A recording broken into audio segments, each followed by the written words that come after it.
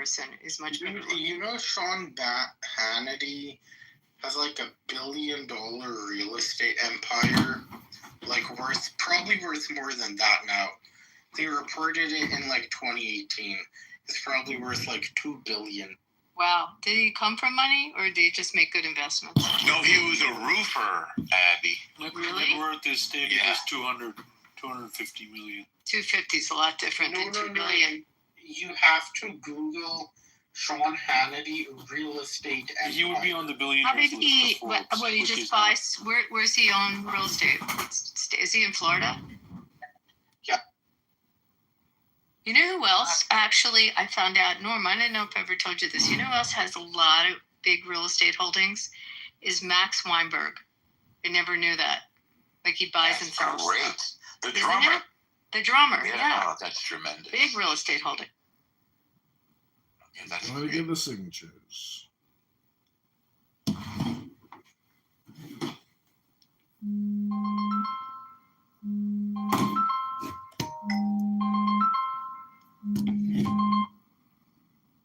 Hey, Frankie.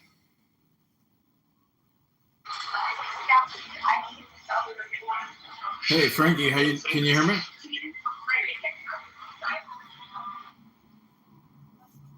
Hello, Frankie.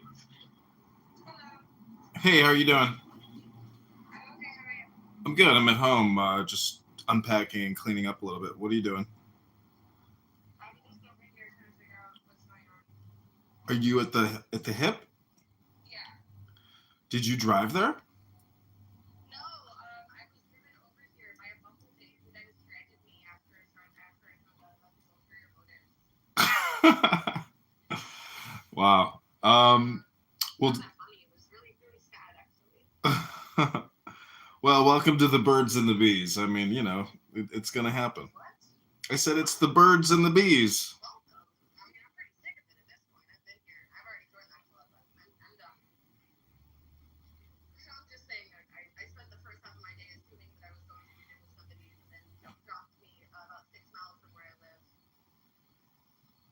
Oh, well, Yeah, pretty stressed. I'd be happy to pick you up. Just let me know where to pick you up. I'm only a few minutes away. I told you where I am already and that I wanted to pick me up. So I'm confused why we're still meeting on the bus. All right. Well, Response to the 30 minutes, right? So I was doing my own thing and then my phone died. So I already told you, yes, I'm at the mall. Remember? You said, great, so I'll pick you up. I said, yes. And then I told you where I was, and then you asked me again, do you want me to pick you up? But I was so confused why we're meeting here on the bus. I thought we already settled that. all right. Well, you know what? Just have a good day, and I wish you all the best. Take care.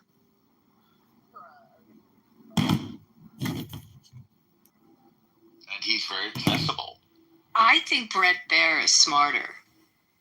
Yeah, Brett Baer is very. But I mean, there's a big Nah, I'm firewall, good. I think, You know what? especially at Fox, between Wish you all the news best. and Take care. punditry or analysis. Do you guys go into Gary's room?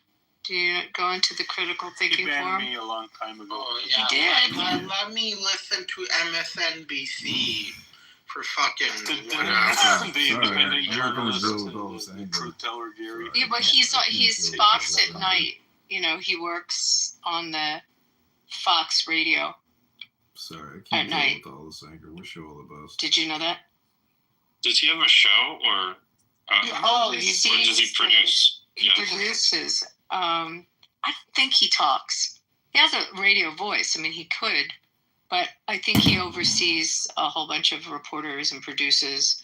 I And really he's- like him. I love trolling him. But I do a You small go in the troll. rooms. And I've you heard you know- on I stage. speak a Trevor. lot. I Yeah. speak all the time. I used Actually, to set you're it great on. when you speak. I used to set it on alert, so I immediately get alerted. Because if you're not the first 7 or 8 speakers, you're going to get filibustered Yes. by Marshall and Hanson, and it's I just would troll a Marshall disgusting. a lot back in the day. Well, Anson had a phone. Yeah. I would tell Marshall. that's good for the listener. I would tell Marshall Frank Williams told me you're Antichrist, and Marshall would just get pissed off, right? Because I would be so serious. I would be like, hey, dude, I've been getting into Christianity. Frank gave me some scripture. You might be Antichrist. Like, I'm unsure of what to believe in you. Abby, what And do he you? would be like, I'm not the Antichrist, dude. How many times do I have to tell you? Abby, what do you think about the RNC leadership and everything like that? I mean, it's interesting as it goes. I thought Watley did a great job. Just amazing job running it.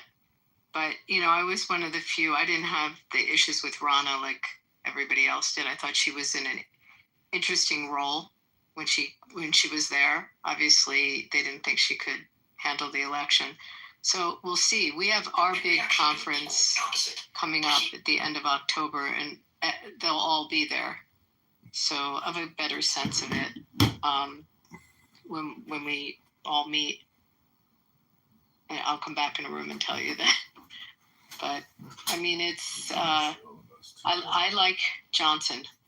I don't know if that's an unpopular thing to say in here, but I think he's actually been an effective speaker. Mm-hmm.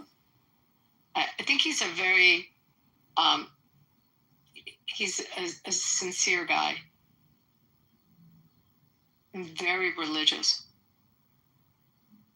What do you think everyone's view is of RFK? Do you think he's converted a lot of people? Boy, that's a wild card, isn't it? But I'd say maybe majority of RNC was kind of against him. I don't know if do you think that there's for him? I don't they're think now so. Maybe now they're for him. I mean, but I didn't listen to all the hearings. I heard a little bit of it, and I saw the Elizabeth Warren and the Sanders dialogue back and forth. But I didn't hear. I heard some of the R's took them on, and I didn't hear it. Did you listen to it? Yeah, it was really good. Yeah, held up extremely well. This is Kennedy? Yeah. RFK. Is it worth looking at? Yeah, it's worth. The initial confirmation's worth watching, and this is worth watching as a follow-up. What do you think of him? Vicious. He's amazing. He's the best thing that's happened to one of the best things that happened to healthcare or the country in my lifetime. I think he's 60% a great guy and 40% out of his mind. What part? His ideas on health are Looney Tunes. Specifically, please. What do you mean specifically? Which is the worst parts that you not like the most on this? I think his ideas on just to begin with on vaccinations are completely Looney Tunes. That's one small example. I think his idea that our medical problems are solvable by diet is Looney Tunes. I think diet is extremely important. It should be emphasized, and we should have national programs emphasizing it, and there should be tremendous public education and awareness. But I don't think it's going to solve or change our healthcare significantly. He just goes off the deep end, and I think his worldview, I thought about it, is formed by the fact that he successfully sues people over these health matters. So I guess he's convinced himself of them because he's been able to. You know what I think it is? What? I think it's a traumatic overcorrection from his heroin addiction, where at his heroin addiction, he was at a death stage in his life. Now he, at full force, is running away from that heroin addiction and becoming like the super healthy man. That's a legitimate analysis. People do that. I'm not. It's interesting. First of all, I don't consent to being recorded. Is John still in the audience, or did someone get rid of him? I kicked him. There's one anon every John. I don't get sold on him being bad by the family members. As they try to show that the sisters don't like him, or the cousins don't like him. It's not been convincing to me. Like, I think you have to judge him on his own without. I mean, the same thing happened to Trump, where they had that one niece that went after him, and he had a very good relationship with his brother and sister. I'm friends with Rory Kennedy. We've worked together and we've been to each other's houses. Yeah, I mean, So That's did his that? sister. Yeah, did that sell you having Not the at all. family come out? No, they are. I mean, I'm not really weird. I'm not into partisan politics. I'm just interested in people's positions on things. They are, a family of Democrats, and that's totally fine. They are American royalty in many ways. They're talented. I think they're mostly good. They've had a ridiculous amount of tragedy, but no, I'm just basing my opinion on his policies and his positions. I mean, I listened to his first confirmation hearing, and you're like, wow, this guy is great, this guy is great, this guy is great. And then suddenly he starts talking about vaccines, and he's out of his mind. He's ignorant. Has he? Wait, I have a I question. thought he didn't say. Wait, I'm confused. what do you guys think about Florida taking away the polio vaccine and every other They vaccine? didn't take it away. They're allowing people to choose. Yeah, and That's not a way to achieve public health. Yeah, Well- it's going to be worse for measles and other things. So let me ask you, because Jonas Salk will probably be like rolling in his grave on this, but like how I didn't realize we were still actively giving the polio vaccine. I thought that I knew chickenpox stopped, but were we still? I mean, my kids are older, so I didn't know what happens with young kids now. Particularly military kids that go overseas. That's who's getting it. But I mean, I've got a sugar cube when I was in school. I Who did was too. that? Who was it? Savin? Sabin, yeah. Sabin was the one Okay, that. these are the vaccines that kids get. Like The before school. Go ahead. What are they? Yeah, so they are measles, the influenza type B, hepatitis B, chickenpox, HPV, Mumps, rubella. mumps, HPV is and mandatory. polio. You still get So the you polio. still get the vaccine. polio. How did they administer the polio? Do they do it by inoculation, or is it? Must Like- be. I don't see those sugar cubes anymore. So it's mandatory. So, I mean, it's, you guys heard me. I hate talking vaccines in rooms, but the Jacobson, Massachusetts case from 1905 is still good law today.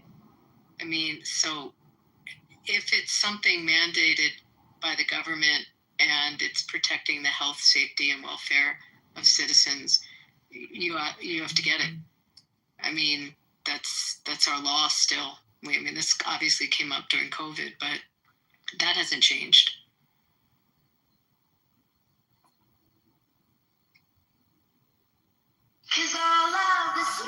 And I think that case was smallpox vaccine. In 1919 or something? I thought it was even before that. Look up Jacobson versus Massachusetts is the name of the case. It's still the law, to my knowledge.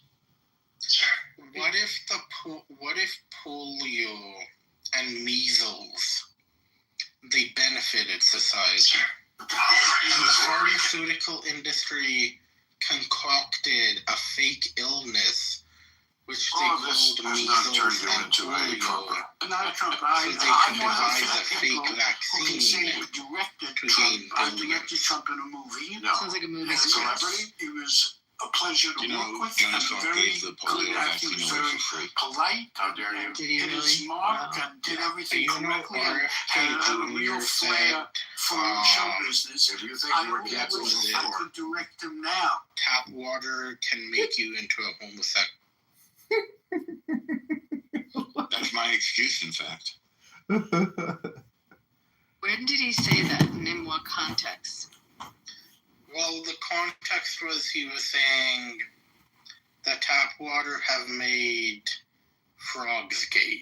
It was Alex Jones who said that about atrazine.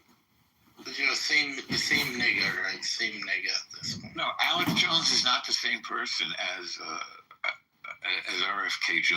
This is crazy. If RFK Jr. was born not into the Kennedys, RFK Jr. would be Alex Jones. That's ridiculous. I think you're in your cups a little bit, Sonny. Joby, how many rice bags did you give out to India? I invest in India. What the fuck are you talking about? I just pinged Augustus if I could get him in the room because his wife works for RFK. He's in DC and he works for a think tank. He's Connected. great. I've heard him talking about it. He worked on his presidential Yeah. campaign too. Okay, BBC fact-checking RFK Jr.'s views on health policy. Which again, I don't particularly trust the BBC, but Okay, at least Google BBC tap water RFK Jr. gay. you're talking about. You said you're talking about Alex Jones. Okay, let me make. Alex Jones says stuff like that. Yeah, he does. You're right. A lot of us don't really pay attention to When's the last time you drank tap water? I mean, where I live, you can't drink the tap water. Just saying. I drink it every day. I can't Okay, drink. so this is from 2023. RFK Jr. repeatedly suggested that chemicals in tap water are impacting the sexuality of children.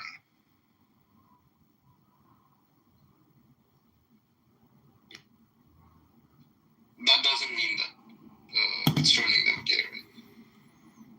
Well, look, Nachiketa comes from a place. He comes from a place where the tap water is sourced from a fresh reservoir. Okay, it's natural water, right? It comes from a natural reservoir. It doesn't come from a place where the 95% of Americans live where the water is bleached with chemicals. It's filtered with chemicals, harsh chemicals, right? And it runs through rusted pipes. Sure, Nachiketa's water runs through rusted pipes, but at least it's fresh water, right? It's natural water. It's not chemical treated. Okay, one of his most controversial things is an old and dumb and discredited claim that there's a link between vaccines and autism. It's not old and dumb. It's currently under the microscope. So Yeah. Big time. the thing is, all that counts is the head of the department, and so RFK is now the head of the department, and he's already. This theory was It doesn't promoted by matter. a Here's the thing, Norm.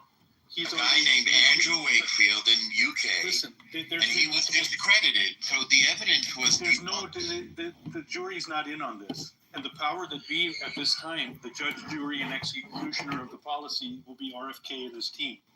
Now they're going to release a report next week. It's going to look at Tylenol during pregnancy. Wait. Ethel, before you go over to Tylenol during pregnancy, let's stay with this for a second. No, I'm just saying what's going to be in the report. Let's just talk about and what the so-called data. Look, the so-called data. I don't want to get in the rabbit hole. When you look at it, when you look at the data, there's one study linking it. It's by Wakefield, and that was retracted. That may which be, means but there's no studies linking it. That may be, or Okay. RFK is right, and you're going to get a chance to really look at it. Well, there's no study that is credible that links There's been no vaccines study and on autism. controls. There's been no study on controls. They never have an unvaccinated control group. So we agree that there's no study. There are No credible link. multiple studies that show a dramatic rise in autism. I mean, huge Okay, rise but in there's no autism. study. That's what you have to know. Hold on. It's a huge rise in And it's autism. unexplained at this time. Okay, but that has nothing to do with vaccines. It's just normal. It's not your job to argue it or my job to defend it. No, it's my job to evaluate evidence. as No, a it's parent, not. It's as a not. journalist. You're not on the Maha- Norm, you're not on the vaccine Maha injuries Commission. exist. You're That's not on the the thing. commission. Say that again? What was that other comment? You're not on the commission. I don't have to be on the commission. You do. I'm have a I'm say an in what informed happens citizen. going forward. No, you do. I And do so what? you can respond to it, and we can all react to it when the report comes out next week. But for instance, let me tell you how retarded people are. When it got leaked out that Tylenol is going to be implicated, maternal use of Tylenol, okay, which was told to be safe to everyone since the 80s. Since then, when that leaked out on Friday, everyone started freaking out. It's not fair, it's so wrong. What do you think RFK has to gain by screwing over Tylenol? Why did we run away from the 1 point? No, I'm leaving vaccines to the side for a moment. That will be Hep B vaccine particularly. They're going to focus on that Let's too. talk about one of his most controversial opinions. Instead of which is a link between autism. he's been on the record. He was on the record during confirmation to say he's not anti-vax. He's given his own children vaccines. He's also on the record linking vaccines to autism, which is loony tunes. And you can be both. You can be pro-vaccine and also want to make sure they're safe vaccines. Right, but in this case, he's stating Looney Tune opinions. Okay, but you may say Looney Tunes, but he's in charge. He's got the gavel. But Norm, it's the amount of autism and the percentage that we have now is so alarming. And there is a health emergency in our country. So something's causing it, and the thought to study it is incredibly important. I mean, it's the burden that it has on the healthcare system, on the education system, is like extraordinary. I mean, Joe probably knows the numbers on how much it's risen, but they have to study it. They've got to figure out. I'm in favor of study. There's something that's happening within our universe that's causing it to rise like this. We may just be noticing it more and diagnosing it more now that we understand it more. But 1 in 10,000 to 1 in 33 is the difference, and so it can't simply be overdiagnosed. We had different words for things, Norm. When you were a kid, when I was a kid, you called things. You called someone who had ADD. We didn't know about ADD then, so we just said they were emotionally disturbed. I was talking to a friend of mine. I said, "What did we call these people back then?" And she said, "Odd." We just called them odd. Or something. Yeah, we just didn't have words for it. I think it's pretty clear that the symptomology on all those things has increased. Yeah. And this is not a matter of like different words for things. And now we have to start to try to understand why. So I ultimately think it's due to feminism, not due to any kind of medical thing. Well, that actually is possible. What the fuck? Metabolic disease is related to a greater incidence of associating with feminist, radical activist type ideas. That is possible. Not causally, but it is something. Do you think Gloria Steinem caused this? Can't remember, huh? Yes, I do. Or Betty Friedan? Let's put them How about COVID-19? Well, I think it goes back to who's that? Wait, here's a Charlotte Perkins. Here's a statement from RFK Jr. Here's a statement from RFK Jr. COVID-19 is targeted to attack Caucasians and Black people. The people who are most immune are Ashkenazi Jews and Chinese. What is he talking about? It's Looney Tunes. Look, he's answered this in committee on his confirmation hearings. That was taken out of context, and he misspoke. So, well, he's out of his mind to say something like that. Look, I agree on Romo. There are things he said that he shouldn't have said. Not everyone can speak perfectly. That's right. He's dancing on the knife edge all the time with this information. What do you mean?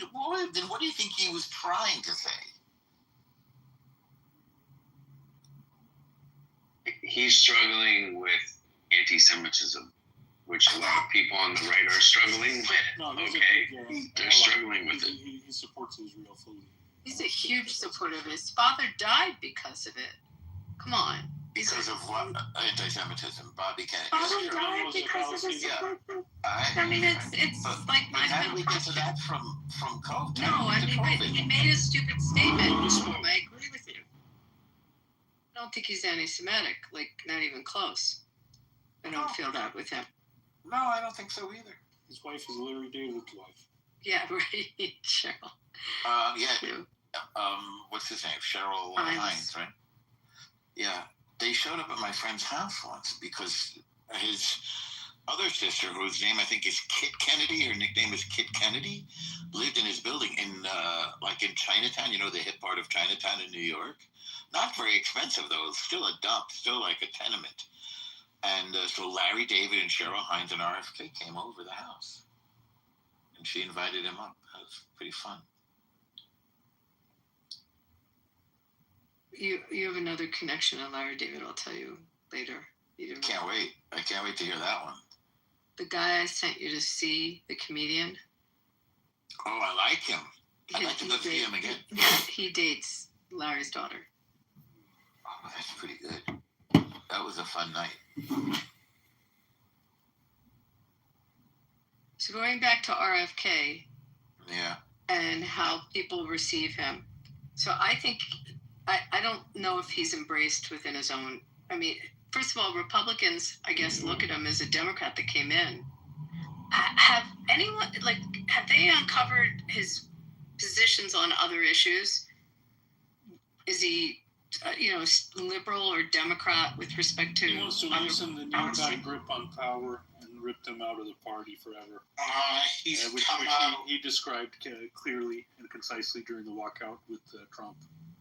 It has advanced the topic of nootropics. So he said when he was at Harvard, he used to be a C- student until he just started taking heroin, and he became like a B+ A student. It's an antidepressant. But what about his domestic? I mean, I didn't really follow his campaign, so I didn't see his position on domestic policies other than health. Does he lean left? I'd say he's a centrist, libertarian. He's probably school choice. Or school choice, yeah. Yep. Immigration, where is he at? Yeah, strict enforcement.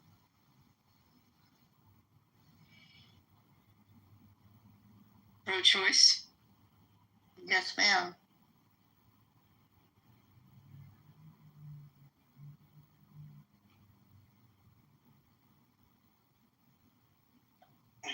What do you guys think about Thomas Massey on this Epstein show?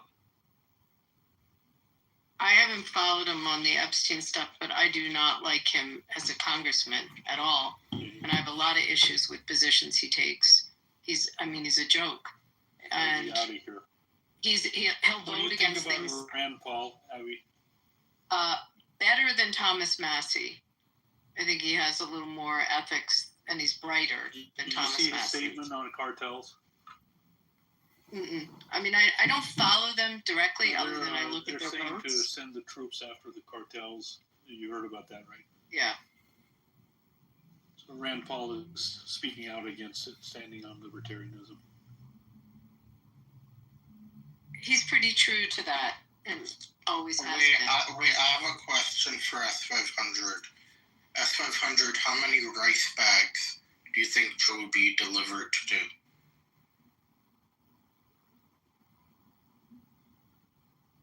What's your deal, bud?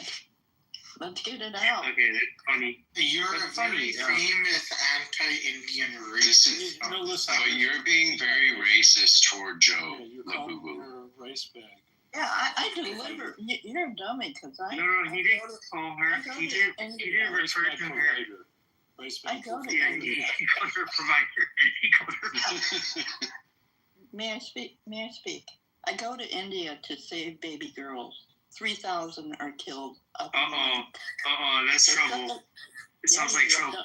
Is there Don't bring it up. ever any This is a religious- troublemaker. Hold on. Joby, is there ever any religious conversion that occurred? all the time. You would be amazed. Okay, we need to take note of this, gentlemen. I'm taking notes.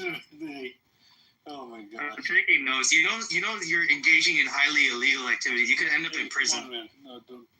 No government's gonna be able to save you. If you end up in prison, no government's gonna save you. For 10 years. There's nothing illegal for evangelicals. No, this is highly illegal. After all, you don't know the laws are strict these days. If she gets one report, all it takes is one report, and she's gonna land up in prison. Her and her compatriots who accompany her are gonna end up in jail. And Go ahead. Go ahead. it's gonna be a really nasty. Hold on, guys. Look. What's the law? I'm not familiar with this law. It's called the Abby, to answer Abby's question, it's called the anti-conversion law. It's been passed in Parliament. Okay, several states have doubled down on this and passed even more stringent laws. So what Joby is engaging in is highly criminal activity.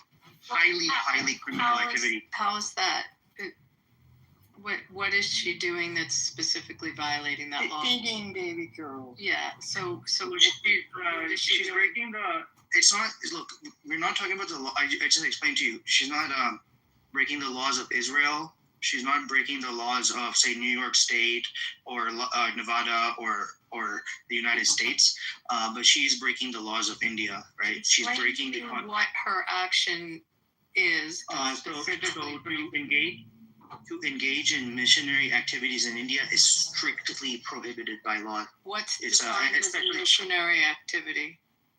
someone coming from abroad being sponsored on a religious. You're not supposed to engage in political or missionary activities in India. I know many people that are in Chabad in Mumbai. Are they breaking the law? Is that Jewish activities, Abby? Yeah. Yeah, that's not breaking the law. But what Joe is doing is definitely breaking the law. Okay, so Jews get a free pass. Chabad only reaches out to Jews. Right, Exactly. they just reach out to Jews. Exactly. But what Joe is doing is basically she's trying to exploit people's socioeconomic backwardness and give them a bargaining chip. Use their poverty as a bargaining chip, right? And she's saying, okay, yeah, send over your details. No, you can Google me. Hold on, This is guys. what happens. Hold on, wait a second. Joe, did you realize these recently passed laws have taken effect, though? No, I haven't been over there for 2 years. Okay, well, Come over soon. Come visit soon, Joe. I'll roll out the red carpet for you. Please come over. You sound like an evil person. No thanks. Send me your itinerary. Or in fact, I extend my host graciousness to your friends and your acquaintances. Please send me their itinerary next time they come over. Please do. No, thank you. I'll be monitoring you. I'll be monitoring. Can you I want to understand this. So if someone has like a Christian soup kitchen, like we have here, like Catholic Charities where I am. Yeah, if you're doing it out of charity, it's fine, right? But if you're doing it, you're not allowed to engage in politics as a foreigner. So if you're engaging in converting people, right? And so if you're engaging in Converting someone from one religion. the word is proselytization. Oh, can I explain to you? Yeah. So if you're engaging in that, you will end up in jail. As a white person, you will 100% end up in jail. You can have a mission. So I'm just trying to understand this. So if you go in there to feed the poor and you set up a food bank, Yeah, and no your Catholic problem. Charities. And your Catholic Charities baby doing girls. We Can feed you do that? we rescue baby girls that are killed when they're No, it doesn't sound like you're rescuing them. It sounds like you're brainwashing them into your politics. Look me up, Cooper. Yeah. Send over your details. Send your info to me. I'm happy to report you to the Indian government. No, I'm still trying to understand this, guys. Get me there. Abby, Here, let me explain it to you. Like you can't proselytize in Israel either. One mic on SpongeBob. Yeah. Let me explain it to you. SpongeBob and Abby only. What happens is India is a very poor country. Many of the areas are very backwards. The government is too poor to reach those areas. It doesn't have a civil society to reach those areas or charities to reach those areas. So now you have an economic unit, which is the Catholic Church or these Christian institutions, who have vastly, a huge magnitude more of money. Mainly evangelicals, by the way. So and the evangelicals. So they reach these areas, and then they basically offer these kids and these poor people food and certain things, whatever, to improve their lives, which is good. But the caveat is you have to convert, or you have to start attending certain strings attached. Or you have to and it's like, okay, they'll give you cancer treatment. They'll pay for your cancer treatment, but you better start going to church, and your family better start going to church, or else you're not going to get that cancer You treatment. have to stop doing these rituals. You have to stop doing. You have to destroy your whole way of life, and you have to convert, and then you could get all this stuff. But now, luckily, Joe, send over your details. Yeah, Joe, you should definitely send your details if you want to act on. No, you do. All right, stop attacking her, please. I get Joe, your details are all over the place. All right. I don't approve, but stop attacking her. So philanthropies can come in. Philanthropies can come in. They can feed hungry people. Sure, yeah. So you're saying as long as it's not conditioned upon Conversion. joining the church. Look, let's be really honest. U.S. aid, and I think President Trump and many other prominent Republicans have pointed this out. Many of these charities and NGOs, quote unquote, are actually political fronts, including many of these missionary organizations. They're just political fronts. And I fully agree. They're assets of the State Department. Right. Many times they will promote stuff like, homosexuality, transgenderism. Oh, hell yeah. They did this in Afghanistan. And look, then Christians get a bad rap because of it. No, you're getting a bad rap because what you're doing is immoral, it's predatory. No, you are a predator. You are a predator. You are a sex person. It's interesting what you say, because I'm thinking about think about how it works here. We have laws, we were talking about this in a room a couple of weeks ago, and the Supreme Court upheld this. So we have vagrancy laws where you get a fine of $1,000, and if it's a couple times, you do 6 months in jail if you're sleeping on the street, and you get arrested for sleeping on the street. But the way the law functions is the police officer has to be able to provide an alternative for them to stay. So where the shelters are, a lot of the shelters are run by Catholic Charities is a big one. Missionary. Missionary groups. They're missionaries.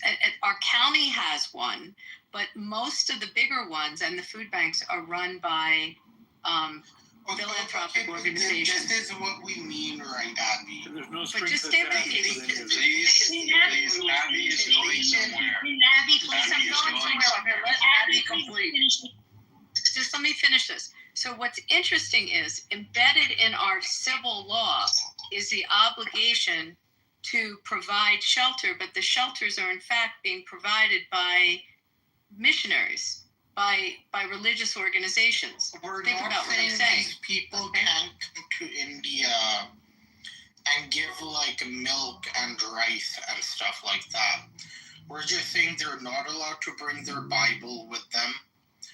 They're not allowed to bring their cross with them. Stop it. They're not allowed to set up. Right. They're not They allowed can to have do a that. Hanukkah, they can have a prayer rug for Muslims, but you, as an atheist, have some personal beef with Jesus Kitty, Christ. shut the fuck up. Where did you come from? Atheists here. Kitty, you're a Let's talk to Kitty here. Kitty, there's only one atheist I can count here. And the rest of us are Indian Hindus that are upset at evangelicals coming and converting poor people in their moment of need. Now, we have asked Joe B to cease and desist. We've pointed out the new rules. No, there's no. Joby, your ass is being recorded. Can I talk? Can I hear you? Hey, Kitty, shut the fuck up. A radical, great. I agree with your political Katie, position, shut your but not mouth. with attacking people. Shut your mouth, Kitty. Let others speak. Give him a second to get his period out. All right, Kitty, shut the fuck up and speak when you're spoken to. So just Please don't do any more personal just to attacks. clarify something, it's not illegal in Israel, by the way. It's restricted in that you can't, it's illegal to convert a minor, someone under 18, and it's illegal to offer like a material benefit to induce someone to convert. The laws of Israel do not apply to India. But it's similar. They cut it Very down. similar. It's I started by saying the laws of Israel do not apply to India. I know, I was just illustrating. She's illustrating. I'm it's just similar rules to illustrating what we that have. they cut a deal with the Mormon church No tit for a tat. while ago because the Mormons, and I live in a city very Mormon, the Mormons are very into proselytizing, and they voluntarily entered into an agreement with the government there to refrain from it. But it's not actually illegal there. So that's why I'm curious. That's reading the laws in India. You're saying it is illegal, right? You're saying it And is. so, Adam, my whole point is, like, Mormons are considered Christian only because, like, basically the Catholic Church has not deemed Mormon Bring your Christian politics into this room. That's not the topic. That's not the It's not topic. the topic. Yeah. So the law in India is much stricter. No, Yeah, but but Abby, you're comparing a country with a PCI, GDP per capita around like 2,600, 2,800 to I don't know how much Israel has. Probably 30,000. But it also doesn't sound stricter. And It also isn't stricter. You know, So these Jason, what It's do the you same think? law. specifically It's for literally the same. Yeah. No kids. caste in India, and the caste they target in India are Dalits. Oh, okay, but this is more detail than is needed. But this is more detail than is needed. Yeah, the only detail we need is Joe, send over your details, and send us the details of your organization, and we'll take care of it. Abby, it's the same exact logic. They deny visas. Abby, So- you said it was for children. You do children and the number right two, to tit for deny. tat, pay to praise it. One, It- No, we're gonna get the details regardless.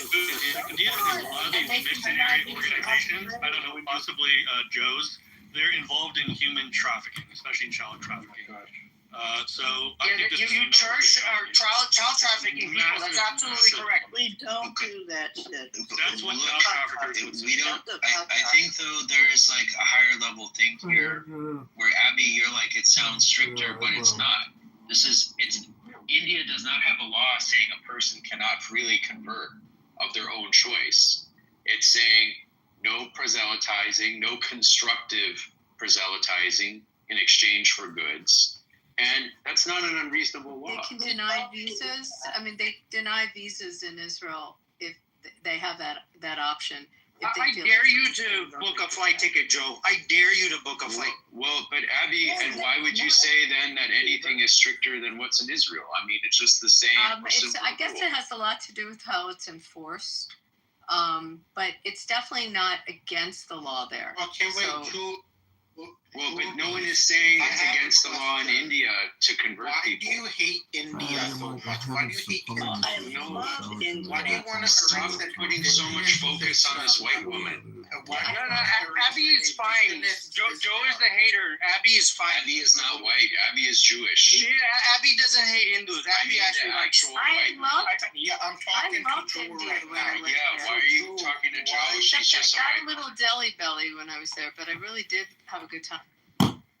Sorry. So, Joe, why do you hate Indian people and our indigenous way of life?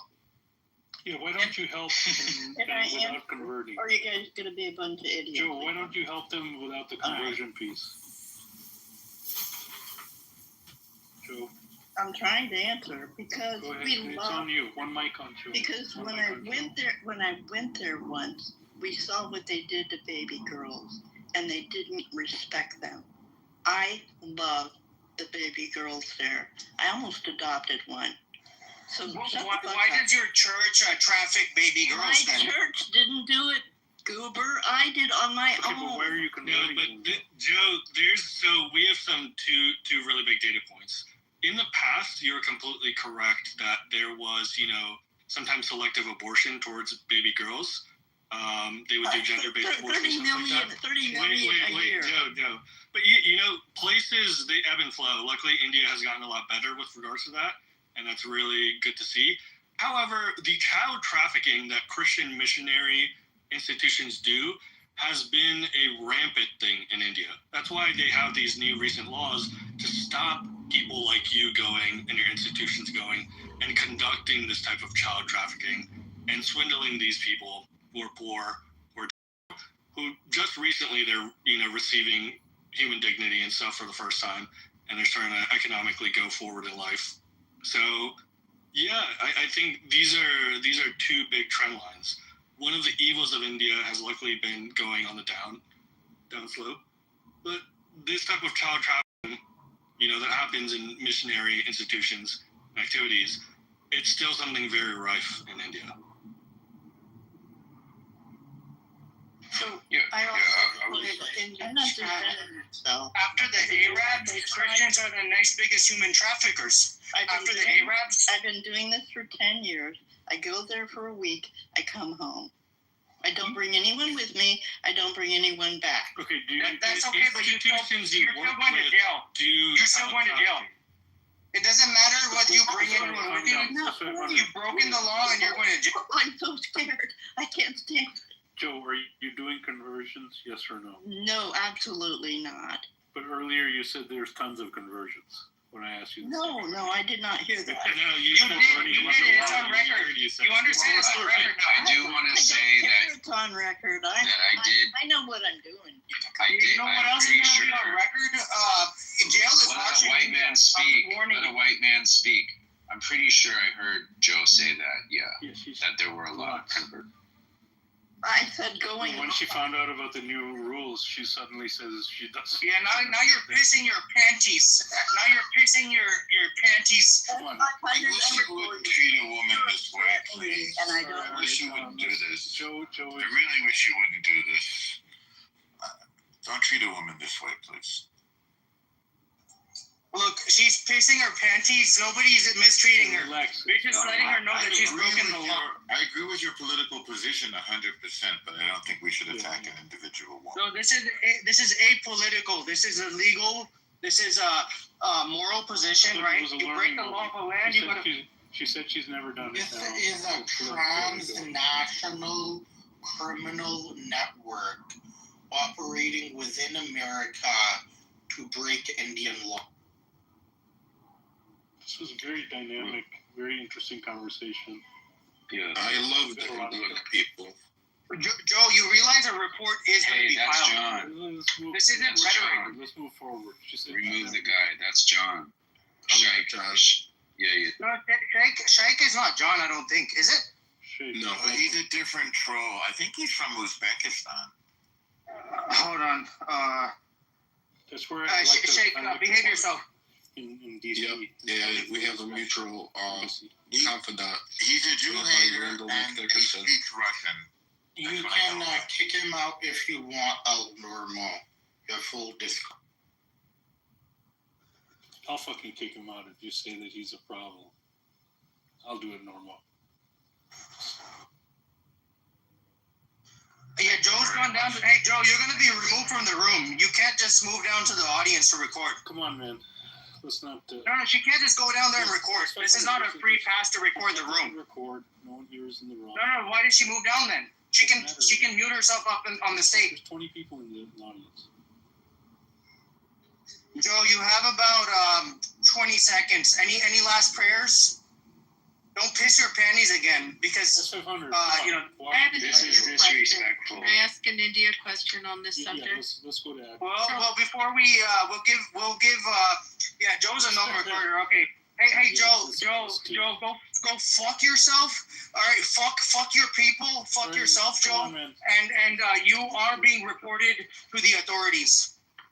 So I have a question in terms of the proselytizing there. So how did people view Mother Teresa? Mixed. That was, I mean, in the world she was. There's a nasty legacy there. Tell me. Of child trafficking, child neglect, putting on a show, taking the money, not using it for the kids. There's a lot of questions about Mother Teresa. So here, she's worldwide treated like a saint, but in India not. Well, in India too. So the mainstream view is she's a great saint. You know who was really, really famous for attacking her very humorously? Christopher Hitchens. He really didn't like Mother Teresa. And it's like, it felt like he was attacking Mom and apple pie, but boy, he really went after her. Christopher Hitchens. But she was proselytizing, no? I don't know. I assume so. Isn't that what they do? Yes. I mean, I don't really pay attention to this stuff. By the way, Abby, the Mormons also have a deal because they're obsessed with posthumous conversion. They've agreed with the Jews not to posthumously convert our Holocaust dead. Oh, I Just didn't the know Holocaust that. dead? Yes. Oh, wow. Posthumous conversion. The distinction is bizarre. You mean between the other dead and the Holocaust dead? Yeah, that's kind of a weird move. I don't know if that's any better. probably should just leave everyone alone. But well, they should. I mean, because basically, in their mind, they're damning these people. Who really cares? They knock on the doors here. You get these guys on bicycles with white button-down shirts and black ties, and they go around the neighborhoods, knock on the doors. They're on mission. Book of Mormon, yeah. Do you know what you call them? You call them elders. That's when they sort of, that's like their bar mitzvah. That's when they become elders. Mm-hmm. You can address them as an elder. The Hitchens book, it's the missionary position. That's the one about Mother Teresa? Yeah, that's what it's called. And he also had a documentary that came out like right before she died or something called Hell's, I forget, I can't remember. But Princess Diana and Mother Teresa. But he really goes into her. And her, I mean, it focuses on India, just like the deplorable conditions. And this is God's will kind of thing. And under the virtue of saving these people, they just let them rot in these awful institutions. But they were saved, so all was fine, right? They were converted. What's interesting here is we have a huge Mormon community where I live. And when I first started practicing, there's a judge, and his name was Myron Levitt. Okay, you can't have a more Jewish-sounding name than Myron Levitt. I mean, both first name and last name, Mormon. And I'm trying to figure it out. The Mormons have adopted a lot of old Jewish, some biblical names, but also old Jewish lineage names. And it gets confusing because the first names are often interesting. They're like family names as first names, but the last names they use Jewish names. What do you think as a lawyer about how Harmeet is doing in executing in her role? Who's doing? Harmeet Dillon. You have to love her. She's fierce, no? She's very fierce. Yeah. She's a warrior. I mean, I like Pam Bondi. I'm sure I'm going to get flack for that from people. Why? I don't think so. I have to say, I view Harmeet Dillon's Twitter from time to time. It's so sad. No husband, no children. It'll be her, like, with a smiley face, cooking pasta tonight, watering the garden tonight.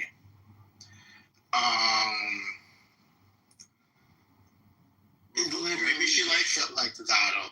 Maybe she likes the ladies. Yeah, her husband died recently, so Labu was out of line there. Yeah. I think that it's interesting. I mean, a lot of these U.S. attorneys that got appointed around the country are under attack to try to get them removed with lawsuits and, in states that are blue states where the senators have that, what they call is it the blue ticket? Where they basically give the okay for that appointment, and they're all fighting it. And it's Bondi's really trying to save all these appointments. So as much as going after like the legal issues, she's also administratively trying to like save all these appointments. It's a lot of work.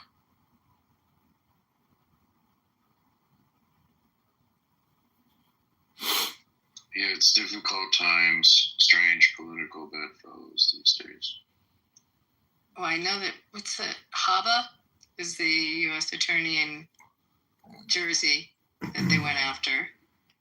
A gal I know here, they're going after, trying to get her out. And these were all appointments, Trump appointments. But they can't get them through the Senate. How do you get out? Do you catch him or something? I have a question. They filed lawsuits. I mean, the girl here's got a lawsuit filed, because they're in that temporary period, then they're in the second temporary period. So, I just want to appreciate people in the audience. Wait, I have a question. Hold up, nigga.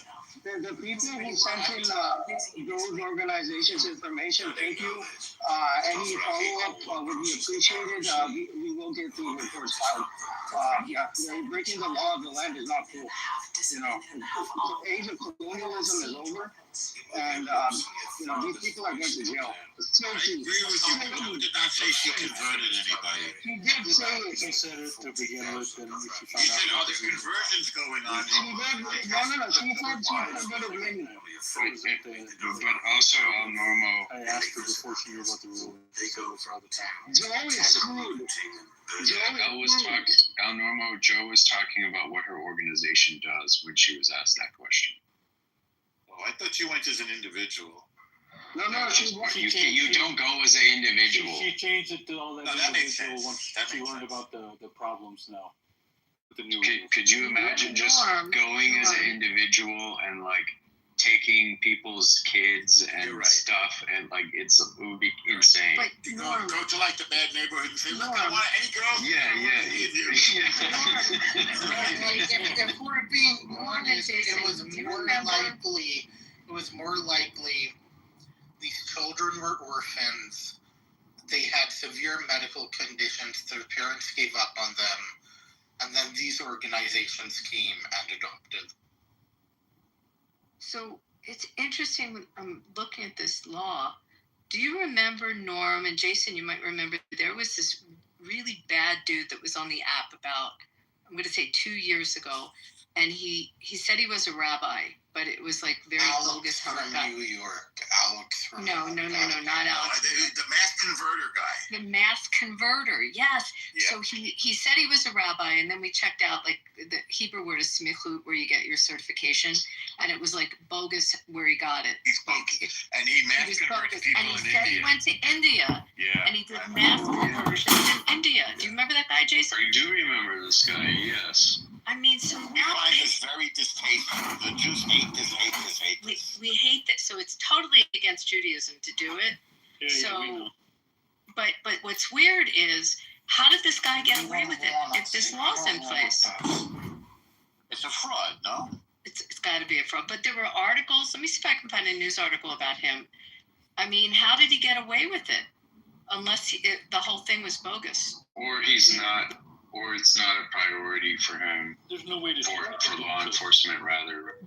The thing is, like, until somebody reports it to higher It's just authorities. illegal until a few years ago, first of all. Yeah. So until somebody actually files a report, people get away with it. They just fly under the radar. But Joe will not be getting away with this. I just want to make it official. Joe is not getting away with this. And anyone from her organization henceforth, we will find out who they are. They're not going to get away with this one. And she's on record. Whatever she said is on record. He himself was a convert, by the way, this fake rabbi. So yeah, I would just say, Abby, Norm, let your Abrahamic brothers know in Islam and Christianity that they can't do this. Joey's probably lying about the whole story to begin with, which is the funny part of this whole drama. We're gonna get to the bottom of it. People will be getting punished. Her visa, whether her visa gets canceled or not. She said she worked for the 3-letter agencies at a high level and also. Yeah, the 3-letter agencies are not going to be saving her, nor is her church. Her church is not going to be bailing her out of this one. That's funny, man. You're crazy. But yeah, this shows the problem with conversion. I think that this has been an amazing demonstration to open my eyes a little bit about the new laws that are taking place in India. What tech does America bring to India? It brings Facebook, Google, Gmail, a little bit of Instagram here. Instagram, yeah. iPhone. And what does the Chinese tech bring to India? Cheap electric cars, incredible infrastructure, gigantic manufacturing plants, collaborations. Well, the Japanese, to be fair, the Japanese have brought more. Chinese and Japanese. It's mainly like auto is mainly the Japanese, right? The Japanese help them. That's because the Indians banned the Chinese. Yeah, correct. India's done a lot of partnerships with Japan. Japan wants to bring industry in. You know, America has given a lot to India. It gave us Instagram. Missionaries. It gave us a Joby. But when you say China has given so much... Not yet, but there's a potential for big things. There's a big potential growing right now. Do you think India would trust China? Because I don't think anybody trusts China. It's not that black and white normal. It's not that black and white. I think there's a block developing. You have the new RIC, Russia, India, China. Nepal just met with the leader of Nepal just met with Putin yesterday, right? And he said, look, we haven't had a Russian leader visit in ages. And Putin said, you know, that might happen this December. Putin said he might visit Nepal this December. Isn't this setting up for like World War III? It's not You just went through this access of yes. good China, Russia, India versus the access of evil America, the West. No, it's not that Don't forget Israel. I'm sorry. It's the old world. It's the old world versus the new world. I think we're going to see a bifurcation. Between the old world and the new world. You might want to add Canada to that list because Trump's actions, I think, like the 50% tariffs on India, is driving India, places like India and Canada, towards China because we got to deal with someone. We got to make trades and deals with someone. And And look, you know, China. You have this major land block, you know, all the way from India, Nepal, China, Russia. The Japanese said they're sick and tired. The Koreans like to wag their tail like a dog, right? The Koreans like to wag their tail. The Philippines, what can they do besides wag their tail? The Philippines is a colony, right? So these two countries, they're just going to be caught in the middle. But you have Russia, India, China, you have Nepal. Eventually, Pakistan wants to be part of the China-Russia bloc. That's what their dream, right? I think you were trying to get it. And right now, Pakistan is turning into America's bitch again. But let's see how this whole situation plays out. If the Gulf, if the Arab countries move towards Russia and China and India, okay, so you have the entire Asia. What is Thailand going to do? Thailand is going to continue to be a carnival land for white people to go fuck their little children and marry their women? What is Thailand going to do all isolated by itself? You're going to see the ASEAN move towards China. What's Japan's relationship with India like right now? Oh, excellent. Japan has historically always invested. Perhaps the largest foreign investor in India has always been Japan and Singapore. And Japan and India have decades and decades of good relations without any friction whatsoever. So Japan is squarely in the India bloc. Historically, culturally, and in the modern day context, Japan is firmly in the India bloc. The Indian Prime Minister visited Japan last week, and Japan said, okay, we're not going to send our trade minister to the U.S. anymore. We're done negotiating with the U.S. That trade deal that Japan supposedly signed with the U.S. is in the garbage can.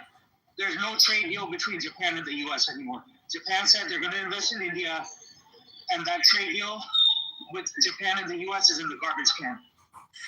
And it's just the Koreans will. The U.S. Koreans are lighting the U.S. fashioned Japan after nuclear bombing it into the second biggest economy in the world. And today it remains the third biggest economy in the world. The idea that Japan is going to stop trading with the U.S. to me is... No, you're missing the socio-cultural context, El Normo. But what's going to happen, right? So I'm not going to get hung up on the Japan point. Japan is a smaller player in the larger scheme. But if you have an Asian bloc with the Arabs, okay, you already have Iran firmly in the Asian bloc. And you have the Arabs in the Gulf countries moving to the Asian bloc. What is Europe going to do? Europe is also part of the old world. Is Europe going to, dish the old world and play ball with the new world? If If they want to form BRICS, if they want to form another default world currency, if they want to try to defend the global commons, if they want to participate in the world financial system, which was created by England and then sustained by United States and its allies, go right ahead. If they can come up with an alternative system, I say go for it. Let's see how you can do. No problem with that. U.S. is an economic giant, the biggest in history. It's a fiat giant. America is a fiat giant of marketing. What giant? A fiat giant of marketing and branding. It's a fiat. It's also a GDP giant. Yeah, a GDP of fiat. Yes, it is, and a giant of servicing GDP debt. It's a giant of servicing GDP debt. More than 1/4 of your service debt, but we also produce more than anybody by a 30%. 30% of your taxpayer dollars go into servicing the debt every year. Absolutely true. And we're still the biggest economy in history by $2 trillion. But you don't. Okay, if you want to use that as a measure of economy, you're understanding. So debt is sure. Debt is a measure of economy, but not debt. GDP. Okay, debt sure. Debt is a measure of boosting GDP, but how long is it sustainable for? I'm saying it's not sustainable. I'm saying GDP is a measure of an economy, not debt. No, but debt boosts GDP at the end of the day. Okay, you increase debt, you increase borrowing, and you spend it on federal stimulus, you spend it on infrastructure, you spend it on subsidizing industries, right? You're boosting your GDP through debt. But how long is it sustainable? I would say that we boost our GDP through productivity. Yeah, but you leverage debt to boost productivity. We do leverage debt. We do spend too much. There isn't any question about it. Look, at the end of the day, I think what you meant to say was revolutions in the mode of production create new relations that create more productivity. Well, the two leaders in that are U.S. and China, and AI, and presumably India is right up there as a close third, or will be. And probably Japan. You gotta get Israel to join China, Russia, and well, Israel has quietly always had decent relations with these countries, by the way. Although we're afraid of Russia because they're very anti-Semitic. I mean, look, China has already gone in. They've bought up big fashion houses in France. They have bought up more than a third of Italy's banking system. 1/3 of Italy's financial system is owned by China. China has already bought up major industries in Europe. Okay, so you're going to say that Europe is suddenly going to go against this new Asian bloc which is forming, right? 10, 15. They don't have to go against them. Europe is struggling right now. I mean, Europe's linked to the United. Look, Europe depends 100% for its defense on the United States. 100 is an exaggeration. 90%? No, not even 90. I mean, look, you're grossly exaggerating your figures. You're grossly just. You're aggrandizing. You're saying that Europe is entirely dependent or 90% dependent on the U.S. for defense. Yeah, that's who's defending it. Okay, so is America building the Rafale? Is America building the Scorpio submarines? Is America building the German tanks? Is America building the Eurofighter jets? Is America building the Gripen? Like, Europe has... I'm asking what's being built, and I'm telling you what the defense system is in place now, including, by the way, we have 100,000 troops in Europe, and we have we have battalions of tanks in Europe. What's that? If you haven't noticed, okay, so there's changes happening. Europe is building a 600 billion fund for indigenizing their defense industries, right? Do that. Not just their industry. To build an industry is one thing, but they're far from being able to defend themselves. They've been demilitarized. These 100,000 troops you're talking about, There's not gonna be 100,000 troops in 2035. There's not going to be 100,000 American troops over there in 2035. I mean, you're making a prediction now, which is different than stating. No, I'm talking about the trend. Like, this is the actual trend which is taking place right now. This is the way these things are already in motion. Yeah. Right. How many troops have been withdrawn? Why would you predict against the trend? Explain to me what trend you're referring to when you're talking about a drawdown of troops in Europe. So, I mean, NATO defends Europe. You think that's not going to be true? It's more complicated than that. Okay. So you agree that NATO defends Europe? No, I don't agree that NATO defends Europe. Well, what do you think it does? What NATO does is NATO instigates wars. Okay, and they against who? Okay, so you've seen what happens in Ukraine, right? Wait a second. Who did NATO instigate a war against? Say again, Sonny? Yugoslavia, right? NATO instigated Yugoslavia? No, NATO instigated conflict in the Yugoslavia. NATO instigated conflict in the Ukraine. The Yugoslavia fell because of the Serbs. The Yugoslavia fell because of the Serbs. NATO bombed Serbia for 92 days straight. Was this under Clinton? Yeah. Yeah, but this was after years and years of a war in Yugoslavia. That bombing stopped the war. That was the U.S. bombing, by the way, under Clinton, as I recall, and I give him credit for that because Bush was too afraid to do it. Who has the most powerful army? Who has the most powerful army in Europe? What country? The Russians. Well, I don't know if you count Russia as Europe, but I think it might be Poland. I'm not counting Russia as Europe. I'm counting Russia's. I think it might be Poland. Is that Abby asking? Yeah, I'm asking. I think it might be Poland, but I'm not sure. Right now. They don't have big armies, by the way. The most military. Probably France, because the French have built their own industrial complex. They don't rely on the EU. They don't collaborate. They build their own French indigenous technologies. It's probably. Yeah, but they're not viewed as a strong army. They usually retreat. I mean, just historically. You don't think Germany? Germany is now starting to build up, but we've held them back all this time. Right, we've held them back. So we're there in Germany, but the German manufacturing now in weapons has increased substantially.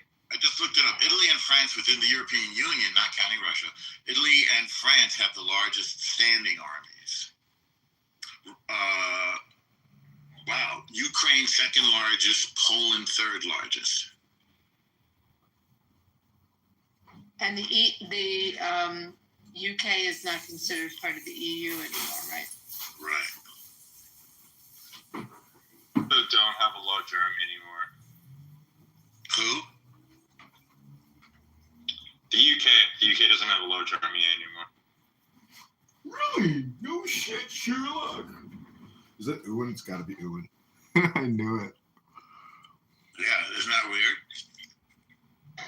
It's going to take many decades. Europe has only recently made the decision that they're going to indigenize. And so he left my room, blocked me, and did. Why do you think me and him? You guys are starting. You're gonna start. I know he comes into Scotty's room all the time, right? But it's just a matter of time before you guys are gonna start hating his guts because he doesn't freaking add value to the conversation. All he does. Cursing, the guy that's coming in, they'll curse, and that's it.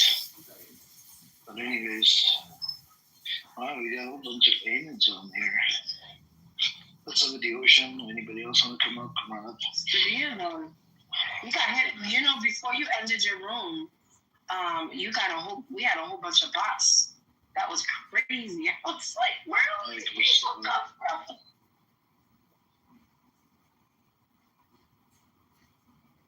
That's crazy.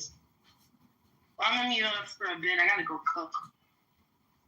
Okay, give me a second. Give me a second. All right, I'll entertain you. Should I sing for you people? No, I'm horrible.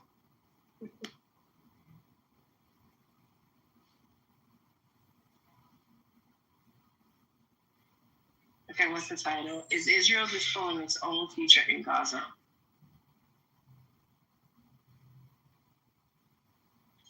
Times of Israel. Let me read this. Just 1 minute. Yeah, I'm just gonna read the link you gave us.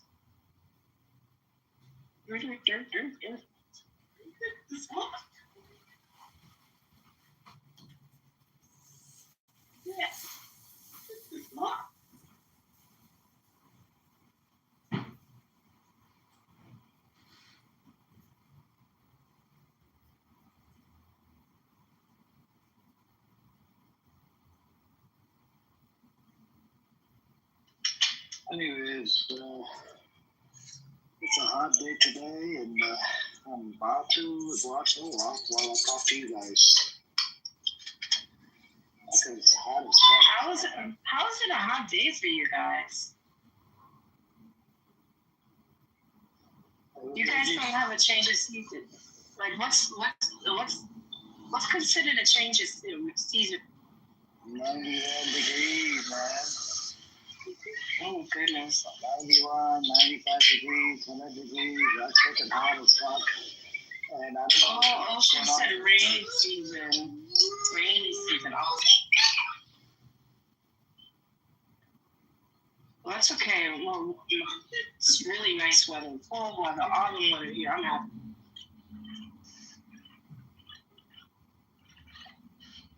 It's actually been raining a lot, but we need it.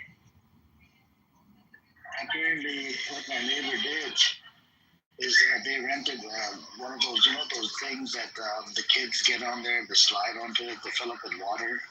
What is it called? Jumper? Water slide?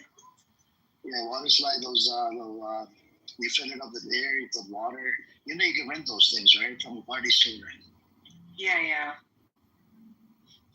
That's what, that's what they usually do. When it gets too hot, they'll have that on their front yard, and the kids are playing while they're partying, barbecue, whatever. Oh, that sounds like fun. Yep. Even at the park, people are packed. Sunday, But anyways, I put the article in the chat. Apparently, we don't get enough rain as much as before, Ocean. We used to get lots of rain before, and then it wouldn't rain as much. That's why we had droughts in California.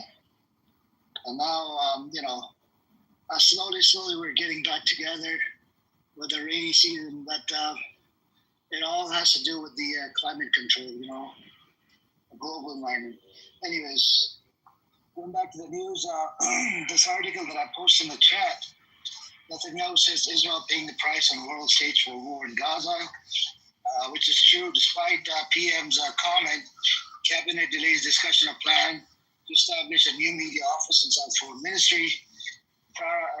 Sar Netanyahu disagree on appointment mechanism. So the guy called Sar, his wife's name is Sarah. Please don't confuse the two. One is a wife, another one is his bitch at the work, They both crazy psychopath bitches. Anyways, we got Devin here as well. Devin, we seen your tweets. Those tweets are really, really bad, like racist towards against the Black American community. And I'm gonna compile it together and I'm gonna post it on YouTube. Devin, you're gonna be famous. I'm gonna post it and share it with everybody in this app. What's up with you, Grace? How you doing today? Very good. How are you? I'm doing alright. What you been up to? No, just had a brunch with my family. I'm currently in my mother's home and about to partake in more mimosas, get a haircut, and that's gonna be my Sunday today. Very relaxing with sun. She knows what you about all of this shit. She knows that you don't really give two fucks about emotions. She knows that I'm America first. I don't know exactly. You're not America first, bro. You're not America first. You're just your own money first. I mean, that might help people feel better, but I'm definitely America first. are you hiding behind the shield of America just so you can make extra dollars? Either I got cut off or you got cut off. Something about hiding behind the sheet. No, I said, are you using America as a shield to sort of like say you're America first? You're all about the money. Well, no, that would imply I have skin in the game. Israel and Palestine, but no, I'm definitely in my career. So it's definitely not just a money thing. Although it does help, I'm not gonna lie. But no, there's many.